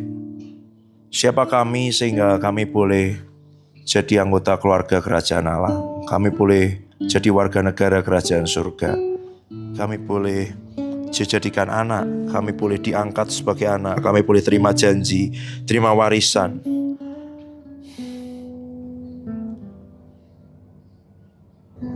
Kami bahkan kalau melihat diri kami sendiri, kami tahu bahwa kami tidak bisa, tidak mampu, tidak layak. Tapi Engkau punya iman, melihat kepada diri kami, membayar hidup kami, mati buat kami, dan bahkan dengan nyawamu, dengan darahmu, membayar kehidupan kami, supaya kami tahu bahwa waktu kami masih berdosa, masih seteru saja Engkau mau mati buat hidup kami, apalagi setelah kami ditebus, diselamatkan oleh darah Tuhan Yesus. Engkau begitu rupa mau mempertahankan, membela kehidupan kami, memberi jaminan buat kami, yaitu Roh Kudus yang diam di dalam kami, Tuhan. Jadi kami ngerti dan bersuka cita, hidup dengan iman dan pengharapan, bahwa Engkau memberi begitu besar buat kehidupan kami. Bahkan waktu kami masih hidup di bumi pun, kami juga ada di surga di dalam Tuhan Yesus. Singkapkan Roh Kudus, kami minta Engkau menyingkapkan buat setiap kami tanpa terkecuali. Seiring dengan perjalanan iman kami belajar, kami mengenal, kami tenggelam dalam Engkau, dalam firman-Mu, dalam Roh-Mu. Singkapkan supaya kami tahu, supaya itu semakin dinyatakan buat kehidupan setiap kami. Kebenaran-kebenaran ini, bahwa tujuan hidup kami bukan hanya yang sementara, bukan hanya yang kelihatan, bukan hanya yang di bumi, bukan hanya apa yang dilihat berhasil menurut manusia, tapi sampai kami mencapai sepenuhnya apa yang Tuhan rencanakan, yaitu kami diangkat sebagai anak, tubuh kami diubahkan jadi tubuh kemuliaan, sampai kami mengalami kemuliaan surga seperti yang dialami oleh Tuhan Yesus yang sudah membayar hidup kami itu, Tuhan. Kami memikirkan, mencari perkara-perkara yang di atas di mana Kristus ada. Kami merindukan, mencari hal rohani, perkara-perkara surgawi, bukan hanya untuk di sana, tapi untuk kami mengalami kemenangan, mengalami terjadi di bumi seperti di surga. Ngerti otoritas, kuasa yang Tuhan beri, yang Tuhan siapkan, yang Tuhan bayar buat kehidupan kami. Kami tidak hidup dalam kekalahan, kami tidak hidup dalam keterpurukan, kami tidak didikte, kami tidak ditundukkan oleh keadaan-keadaan, oleh kenyataan-kenyataan yang dilihat dengan mata. Tapi kami menang, kami punya kuasa, otoritas atas keadaan, atas kelemahan, atas kutuk, atas sakit penyakit, atas dosa. Karena itu yang sudah dibayar oleh Tuhan Yesus dan diserahkan kepada kami. Atas setiap roh-roh jahat, setiap apapun. Sebab semuanya tunduk di dalam Tuhan Yesus dan kami ada dalam Tuhan Yesus. Biar kami terus ada di dalam Engkau, Tuhan Yesus. Dalam nama Tuhan Yesus. Shekinah syukur. Yes.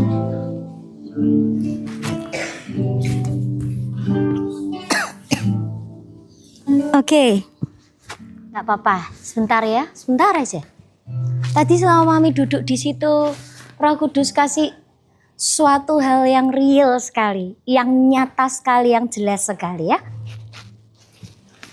Dengarkan dulu terutama yang semester 1. Mungkin sebelum kamu datang ke STT Sangkakala, kakak-kakak yang sudah semester 7, kamu yang kuliah juga yang nggak di STTT, tolong direnungkan semenjak kamu ada di tempat ini. Semenjak kamu masuk di Oikos. Tidak peduli bagaimanapun kamu dulu hidup, kamu ada di dalam Adam. Di sini ada kepahitan, kecewa, marah, emosi tidak terkendali, kebencian, semuanya. Setuju? Makanya selama kamu golden time, banyak sekali encounter, Roh Kudus melawat kamu. Kamu mengalami banyak manifestasi, mulai dari awal-awal Pak Victor, lalu Mami Aning, lalu Pak Prapto. Ini tuh bagian dari ini loh. Ya kan? Waktu retreat, ingat gak? Waktu retreat mahasiswa awal kalian semua? Semua diinjili semua, terima Yesus semua. Kenapa? Supaya yang dari sini kamu tahu kamu dipindahkan di dalam Kristus. Ngerti? Proses terus berjalan ya, setelah di dalam Kristus, kamu jadi manusia baru di dalam Kristus, iya. Tapi ini tadi tuh loh, sekalipun Roh Kudus di dalammu itu ini masih groaning, masih bergumul terus. Dengan ini loh, kamu belasan tahun, puluhan tahun disakiti sama orang tuamu, ditinggalkan sampai sekarang kamu gak tahu siapa bapakmu, mamamu ninggalin kamu dan sebagainya. Dan itu meninggalkan luka yang sudah jadi belasan bahkan puluhan tahun sampai kamu jadi seorang pemuda atau pemudi yang keras. Hidupmu penuh dengan pahit dan kamu jadi orang yang memberontak. Ngerti? Itu terus menerus di dalam Kristus kamu ciptaan baru. Iya. Benar. Di dalam Kristus. Yes. Tapi itu Tuhan itu kalau ngasih itu all out. Semua. Setelah Yesus memberi hidupnya mati di atas kayu salib, ketika kamu masih hidup dalam kebencian, kepahitan, kemarahan, bahkan ketika kamu belum kenal kasih Kristus, Kristus sudah mati buat kamu. Tadi. Bahkan tidak cukup sampai situ, dia beri Roh Kudusnya. Roh Kudus di dalammu, tubuhmu adalah bait Roh Kudus, Roh Kudus di dalammu.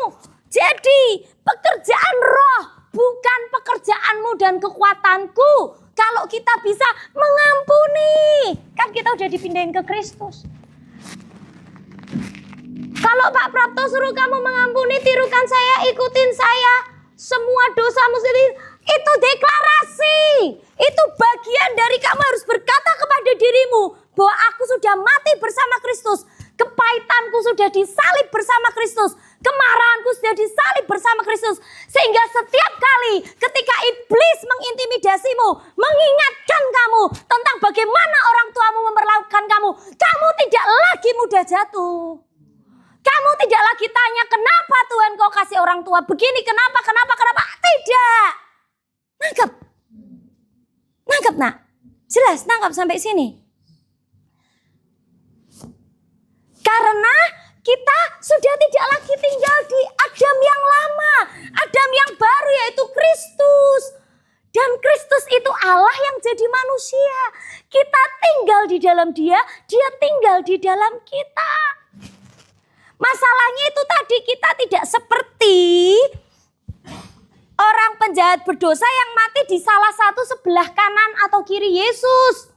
Yang ketika dia sudah di atas kayu salib, dia bilang sama Yesus, Yesus, kalau kamu mati bawa aku ya, ingat aku ya. Saat ini juga kamu akan ikut bersamaku di Firdaus. Itu mah enak. Langsung bertobat, terima Yesus, mati. Masalahnya setelah kita bertobat, terima Yesus, dipenuhi Roh Kudus, kita nggak mati. Dan mami atau papi tidak ngajarin, ayo kita bunuh diri bersama-sama karena kita sudah terima Yesus, biar kita masuk surga. Itu sesat.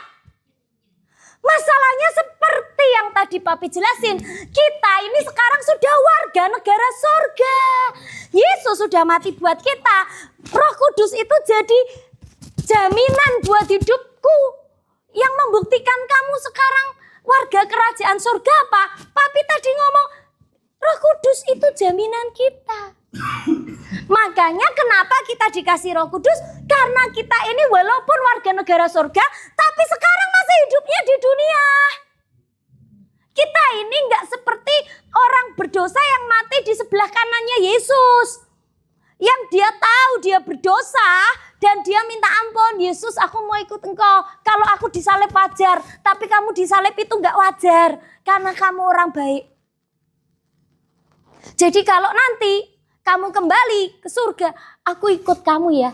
Saat ini juga aku akan bawa kamu ke Firdaus. Baca lagi Alkitabmu biar kamu mudeng kalau Mamin jelasin gini. Tapi masalahnya kita nggak kayak gitu. Aku nggak tahu hidupmu masih berapa panjangnya. Janji-janji Tuhan begitu banyak disampaikan sama Pastor Cahya kemarin. Kamu akan bawa lawatan sampai ke bangsa-bangsa. Betul nggak? Itu sekarang kita harus belajar tahu rahasia yang besar ini loh. Guys, aku, kamu, kita ini warga negara surga. Kita ini anak Allah. Kalau kita hidup di dunia, harusnya kita tidak jadi sama dengan dunia. Suka sekali aku sama Kolose pasal 3 ayat 1 dan 2. Bahasa Inggrisnya, set your sight on the realities of heaven. Jadi surga itu bukan sekedar awang-awang. Surga itu realita. Masalahnya surga yang realita ini bisanya dilihat tidak pakai mata jasmani, tapi pakai mata iman. Nangkep? Seringkali apa sih yang kamu anggap realita? Kalau kamu bisa lihat pakai mata, betul? Kalau kamu bisa dengar pakai telinga, itu namanya realita. Itu realita dunia. Tapi surga ada realitanya. Dan kamu hanya bisa masuk ke dalam realitas surga ketika kamu masuk dengan iman. Bukan dengan mata ini, tapi pakai iman. Makanya Dek, semester 1 kamu gak tahu doling, kamu jadi tahu doling itu apa. Kamu gak pernah doa keliling dulu. Bahkan maaf, dulu sebelum kamu masuk STT, kamu cuma ke gereja hari Paskah sama hari Natal. Betul gak? Tapi setiap kamu ketika masuk di STT Sangkakala, kamu doa pagi, doa siang, doa malam, doling. Betul? Itu semua buat apa? Supaya kamu dan aku selalu diingatkan bahwa kita ini warga negara surga. Yang bisa melihat dan mengalami kenyataan surga hanya dengan iman. Makanya semua kenyataan itu hanya bisa ditaklukkan dengan iman. Jelas? Nangkep sampai sini? Jelas ya? Jadi kalau kamu disuruh doling sama kakak-kakak, ikut semangat Dek. Walaupun hujan deras, semangat. Kenapa? Kamu sedang mendeklarasikan janji Tuhan buat hidupmu dan buat kampus. Setiap kali doa puasa, kalau Mami pimpin doa puasa, Mami pasti bilang, ayo semuanya, semua mulut. Perkatakan janji-janji Tuhan tentang tempat ini. Langsung, dari tempat ini akan keluar penginjil-penginjil. Dari tempat ini akan keluar perintis-perintis. Dari tempat ini akan keluar orang-orang yang mendirikan sekolah-sekolah. Di atas gunung, di dalam lembah. Dari tempat ini akan keluar orang-orang yang mendirikan panti asuhan. Loh, kau kira itu cuman Mami ngoceh? Enggak bro, enggak. Itu realitas surga yang surga berikan untuk STT Sangkakala dan untuk kami berdua. Bahwa di dalam penggembalaan kami akan keluar orang-orang besar di muka bumi. Itu kami dapat karena terus belajar mengakses surga. Melihat surga ini lagi gerak kemana. Nangkep? Jadi deklarasi, doling, doa puasa itu bagian kamu set pikiranmu tetap tertuju kepada realitas surga, kenyataan surga, bukan kenyataan dunia. Nangkep gak sampai sini? Jelas gak? Ini sebagian kecil dari semua yang Papi jelaskan itu tadi. Itu real, itu nyata. Kalau sebelum ke sini mungkin kamu doa aja bingung, bahasa roh kamu gak ngerti gimana. Setelah di sini kau bahasa roh. Bahasa roh itu realitas surga. Mami berarti yang belum bisa bahasa roh gimana? Rindukan, minta, rindukan. Tanya bagaimana Oka bisa dapat bahasa roh. Tanya bagaimana Magda bisa dapat bahasa roh. Ya, Oka pakai dapat bahasa roh waktu itu ikut doa rantai ya nak ya. Magda waktu ikut doa keliling ya nak ya. Yang penting hatimu rindu. Sesimpel dan sederhana itu. Ngerti? Tapi itu ada power. Jelas? Nangkep? Makanya kamu diajarin deklarasi, memperkatakan. Ada tembok-tembok ini, ada tembok yang tinggi, tebal. Itu kalau di alam roh, itu beneran jadi tembok. Kenapa Mami bisa ngomong? Mami praktekkan semua yang tidak bisa dilihat pakai mata jasmani Mami. Benar serius. Ada sesuatu yang benar-benar sudah sangat masuk. Sungguh-sungguh berlutut, neteskan air mata, berdiri untuk anak itu. Enggak lama kolaps anak itu. Dihabisi sama Tuhan. Bertobat, hidupnya diubahkan. Banyak, kalau Mami ceritakan real-real satu-satu, bagaimana realitas surga itu terjadi di bumi seperti di surga, itu banyak. Termasuk STTS itu sekarang terjadi di bumi seperti di surga. Kalau Mami mengukur dari perjalanan pelayanan kami dari pertama kali datang ke STTS, yang tahu perubahannya real hanya Kak Debbie, Kak Oscar, dan Kak Oce. Mereka yang paling tahu jelas. Kak Yos karena dia angkatan pertama waktu Mami datang. Tahu seperti apa dulu before dan after. Tanya sama mereka. Itu loh surga turun ke bumi itu seperti STTS sekarang. Itu pun belum sempurna. Makanya kita masih perlu terus doling di STT Sangkakala. Kita masih perlu perkatakan janji-janji Tuhan di STT Sangkakala. Kenapa? Karena itu realitas surga untuk STT Sangkakala. Dan kamu pun tiap orang pribadi-pribadi punya realitas surganya yang berbeda-beda. Kita sebut itu dengan nama panggilan. Nah selama kamu di STT Sangkakala, kamu set pikiranmu terus kepada surga. Nggak ngurusin gosip orang. Ngurusin gosip surga nih loh. Tuhan lagi mau kemana? Roh Kudus lagi mau bergerak kemana? Kayak gitu. Seperti itu, serial itu loh guys. Lebih real lagi kayak pelayanan pastor saya kemarin. Duduk di depan aja, kalian udah tumbang sendiri, nangis-nangis sendiri ya kan? Nanti sampai serial itu pelayananmu bersama Roh Kudus. Sampai kaki panjang pendek satu, yang kaki pendek bisa sama. Sampai bagian tubuh yang gak bisa digerakin, bisa digerakin. Sampai mata yang buta bisa melihat. Hei, nona cantik, cowok ganteng, anak laki-laki dan perempuan kesayangan Tuhan. You are very special. Yuk, set pikiran kita, hidup kita. Walaupun kita masih tinggal di dunia ini yang penuh dengan dosa, pencobaan, tantangan, intimidasi, apapun itu. Mari kita ingat selalu bahwa ada Roh Kudus di dalam diri kita. Roh Kudus akan tolongi kita sampai di bumi, sampai di hidup kita. Seperti di surga. Bukankah kita paling suka nyanyi? Kerajaanmu datang, kehendakmu jadi. Itu bagian dari ini loh.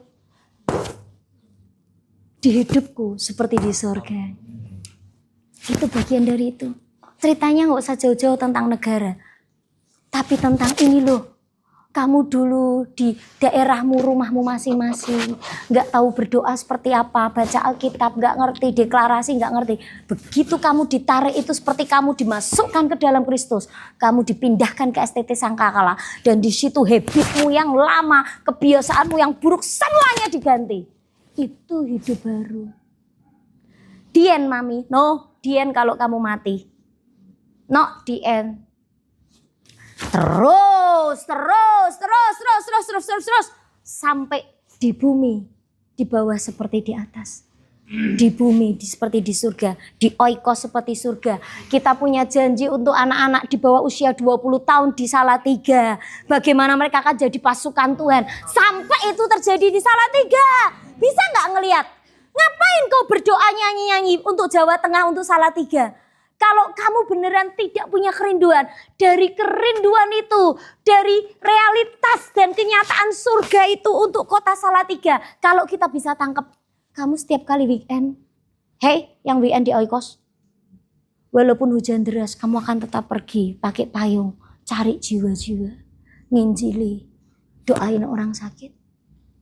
Itu hanya ketika kamu tahu bahwa ada Roh Kudus dan kamu sadar bahwa ada Roh Kudus di dalam dirimu dan bahwa kamu adalah warga negara kerajaan surga.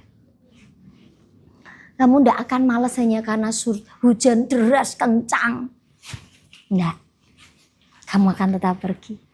Hujan tidak akan membuat aku sakit. Kenapa? Roh Kudus di dalamku. Aku duduk di sebelah kanan Allah Bapa. Semua kuasa ada di bawah kakiku.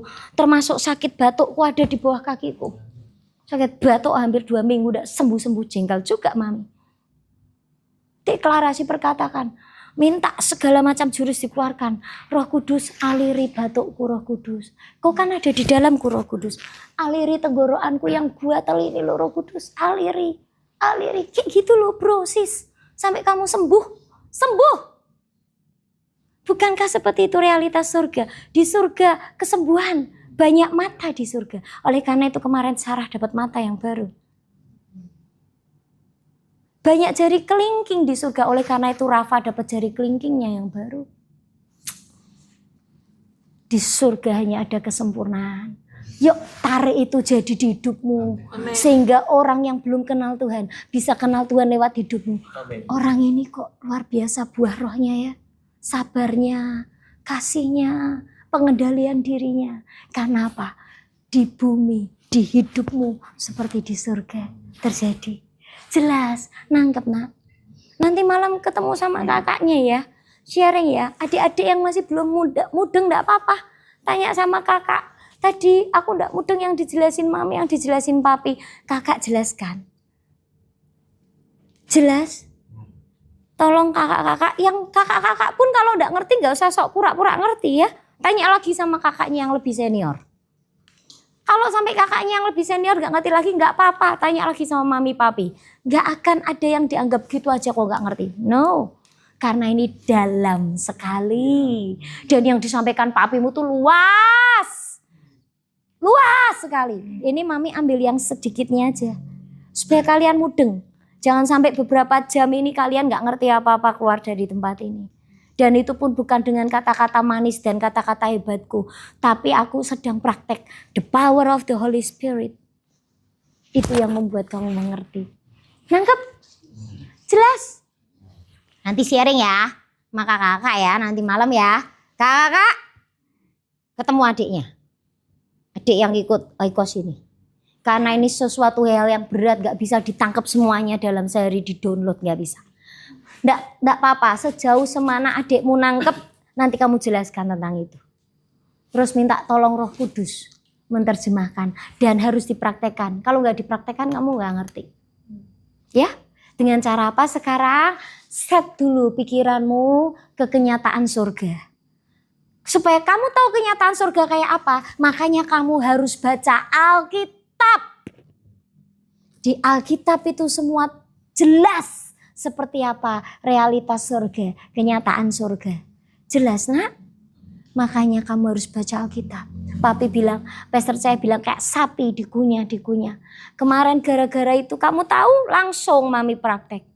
Padahal mami baca udah perjanjian baru, udah ngulang-ngulang perjanjian baru terus tahun ini. Tapi gara-gara kemarin waktu rebah, Roh Kudus kasih satu kalimat, Isa itu sudah mati. Terus, Isa itu sudah mati. Isa itu sudah mati. Terus. Roh Kudus bilang, stop. Buka tentang kisah Abraham. Catat, baca. Roh Kudus jelasin, buka, catat. Itu aja mami downloadnya masih dikit kali loh. Itu pun harus mami konya-konya lagi, Isa itu sudah mati. Ayatnya, proses perjalanannya dari usia berapa Abraham pertama kali terima janji itu. Apa saja yang terjadi selama hidup Abraham semenjak pertama kali dia terima janji itu. Apa yang harus dia lepaskan, kematian-kematian apa saja yang harus Abraham alami.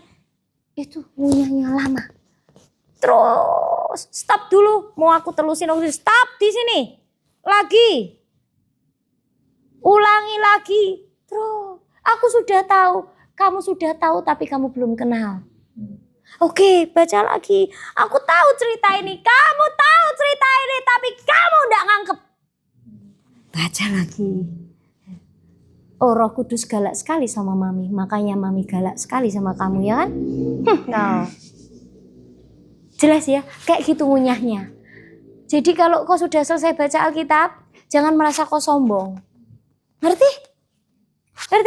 Karena papimu yang lulusan PhD dari University of Birmingham aja sampai sekarang masih baca Alkitab. Kau S1 belum lulus, gak usah macem-macem. Ngerti? Kau baru S1 aja udah lulus sok-sokan gak baca Alkitab. Sombong kali kau. Kau gak tahu Tuhan Yesus, Tuhan aja masih baca Taurat kok. Tuhan loh itu loh. Apalagi kamu sama aku. Ya. Walaupun weekend kau baca Alkitab ya. Walaupun gak ikut GT pun nanti semester depan gak GT, kau tetap harus baca Alkitab ya. Walaupun ada waktu setengah jam baca Alkitab, jangan cuma setengah jam ya. Begitu ada waktu kosong baca Alkitab ya. Karena itu caramu untuk kamu terus ingat bahwa kamu warga negara surga. Semakin kamu baca Alkitab, kamu akan tahu seperti apa sih ciri-cirinya. Kalau orang kerajaan surga itu kayak apa sih, kamu akan tahu. Oke guys. Tuhan bicara kepada kami berapa yang harus kami berikan kepada Tuhan.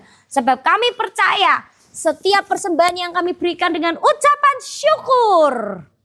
Itulah yang menyenangkan hati Tuhan. Di dalam nama Tuhan Yesus Kristus, haleluya, amin. Nyanyi Kak.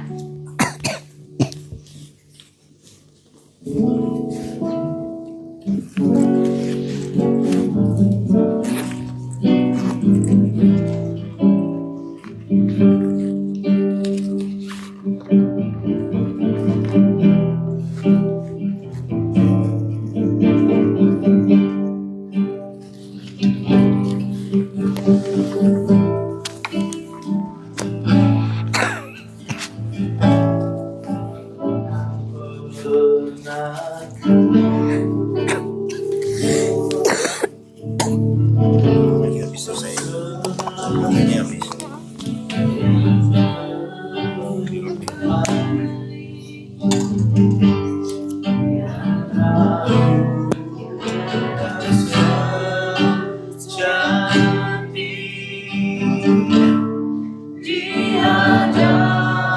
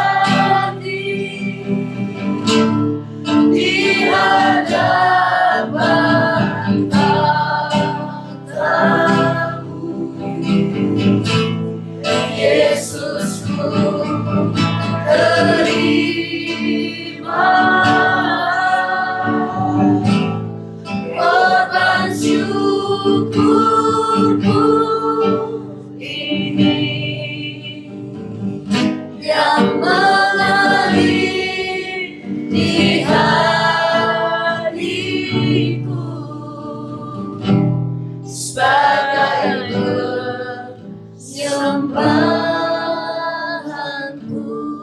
Mari buka kedua tangan, supaya semua yang dari surga, semua berkat rohani di alam surgawi, semua yang Tuhan rencanakan, yang Tuhan siapkan, yang Tuhan bayar, yang jadi bagian kita bisa turun atas kehidupan kita. Aku berbicara kepada rohmu dalam nama Tuhan Yesus. Dengarkan dengan rohmu firman Tuhan untukmu. Mazmur 27 ayat 5 dan 6. Sebab ia melindungi aku dalam pondoknya pada waktu bahaya. Ia menyembunyikan aku dalam persembunyian di kemahnya. Ia mengangkat aku ke atas gunung batu. Maka sekarang tegaklah kepalaku mengatasi musuhku sekeliling aku. Dalam kemahnya aku mau mempersembahkan korban dengan sorak-sorai. Aku mau menyanyi dan bermazmur bagi Tuhan. Amin. Ada waktunya untukmu mengalami kesakitan, tetapi ada sukacita pada akhirnya. Amin. Memang diperlukan waktu untuk menerobos kesakitan sampai sukacita itu dialami. Akan ada waktunya engkau dilepaskan oleh Bapamu ketika engkau berseru dan menangis kepadanya untuk menyingkirkan setiap halangan-halangan itu dalam hidupmu dan mengangkatmu dari kesulitan yang mencengkerammu untuk menempatkanmu di tempat yang indah dan aman. Aku memberkatimu dengan keberanian untuk terus berjalan dan menerobos setiap kesakitan di hidupmu. Aku memberkatimu dengan kebebasan dari roh kemiskinan, sehingga engkau mengerti waktu yang tepat untuk meminta Bapamu melepaskanmu dari persoalan yang tidak harus kau hadapi sendiri. Aku memberkatimu untuk melihat caranya yang ajaib dalam membebaskanmu. Aku memberkatimu untuk menikmati kreativitas Tuhan dalam menolongmu. Dalam hal kecil maupun besar, krisis besar maupun persoalan sehari-hari. Aku memberkatimu dengan sukacita untuk melihat Bapamu dengan sangat mudah mengatasi kesulitan-kesulitan dalam hidupmu. Aku memberkatimu untuk merasa aman dan mensyukuri caranya yang ajaib untuk menolongmu.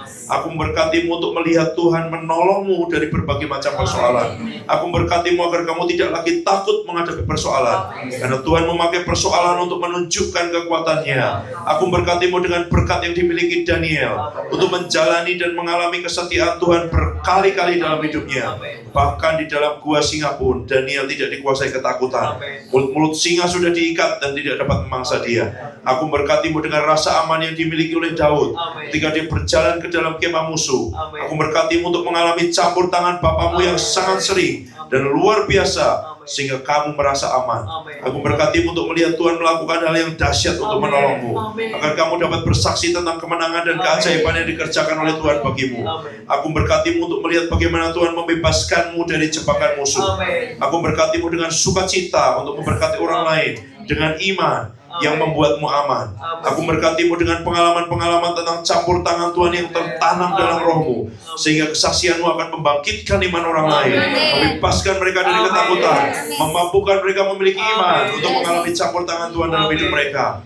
Aku memberkatimu dengan pengurapan yang dimiliki oleh Paulus. Ketika Paulus dalam kapal itu tidak akan tenggelam. Aku memberkatimu dengan pengurapan dari rasa aman, sehingga kau punya sukacita dari Tuhan yang menyelamatkanmu, dan orang-orang yang bersama denganmu akan ikut diselamatkan. Pengurapanmu untuk memiliki keamanan dari Tuhan akan berdampak ke sekitarmu. Aku memberkatimu agar sukacitamu karena melihat perbuatan-perbuatan Bapamu melahirkan penyembahan kepada Dia. Aku memberkatimu untuk mengungkapkan sukacitamu karena telah dibebaskan dan ditolong lewat penyembahanmu. Aku memberkatimu untuk menyembah dan memuliakan Tuhan, mengingat kuasanya dan tidak melupakan segala kuasanya yang telah menolongmu dengan ajaib. Aku memberkatimu dengan sorak-sorai kemenangan dan sukacita atas campur tangan Tuhan. Dan Tuhan membebaskanmu dari serangan musuh. Aku memberkatimu dengan rasa aman dan sukacita karena dilepaskan oleh Tuhan yang kamu layani dengan segenap hatimu. Aku memberkatimu di dalam nama Tuhan Yesus, supaya semua yang sudah dibayar oleh Tuhan Yesus boleh terjadi dan digenapi dalam kehidupan kami, boleh nyata, lahir, termanifestasi di hidup kami seperti di surga. Ya, serama seperti di surga, di kampus seperti surga, sekolah-sekolah seperti di surga, di rumah sakit seperti di surga, kota Salatiga seperti surga, setiap kabupaten dan kota di Jawa Tengah seperti di surga. Terjadi Tuhan, bahkan di keluarga kami yang ada di rumah, di kampung halaman seperti di surga. Lewat hidup kami mereka mengalami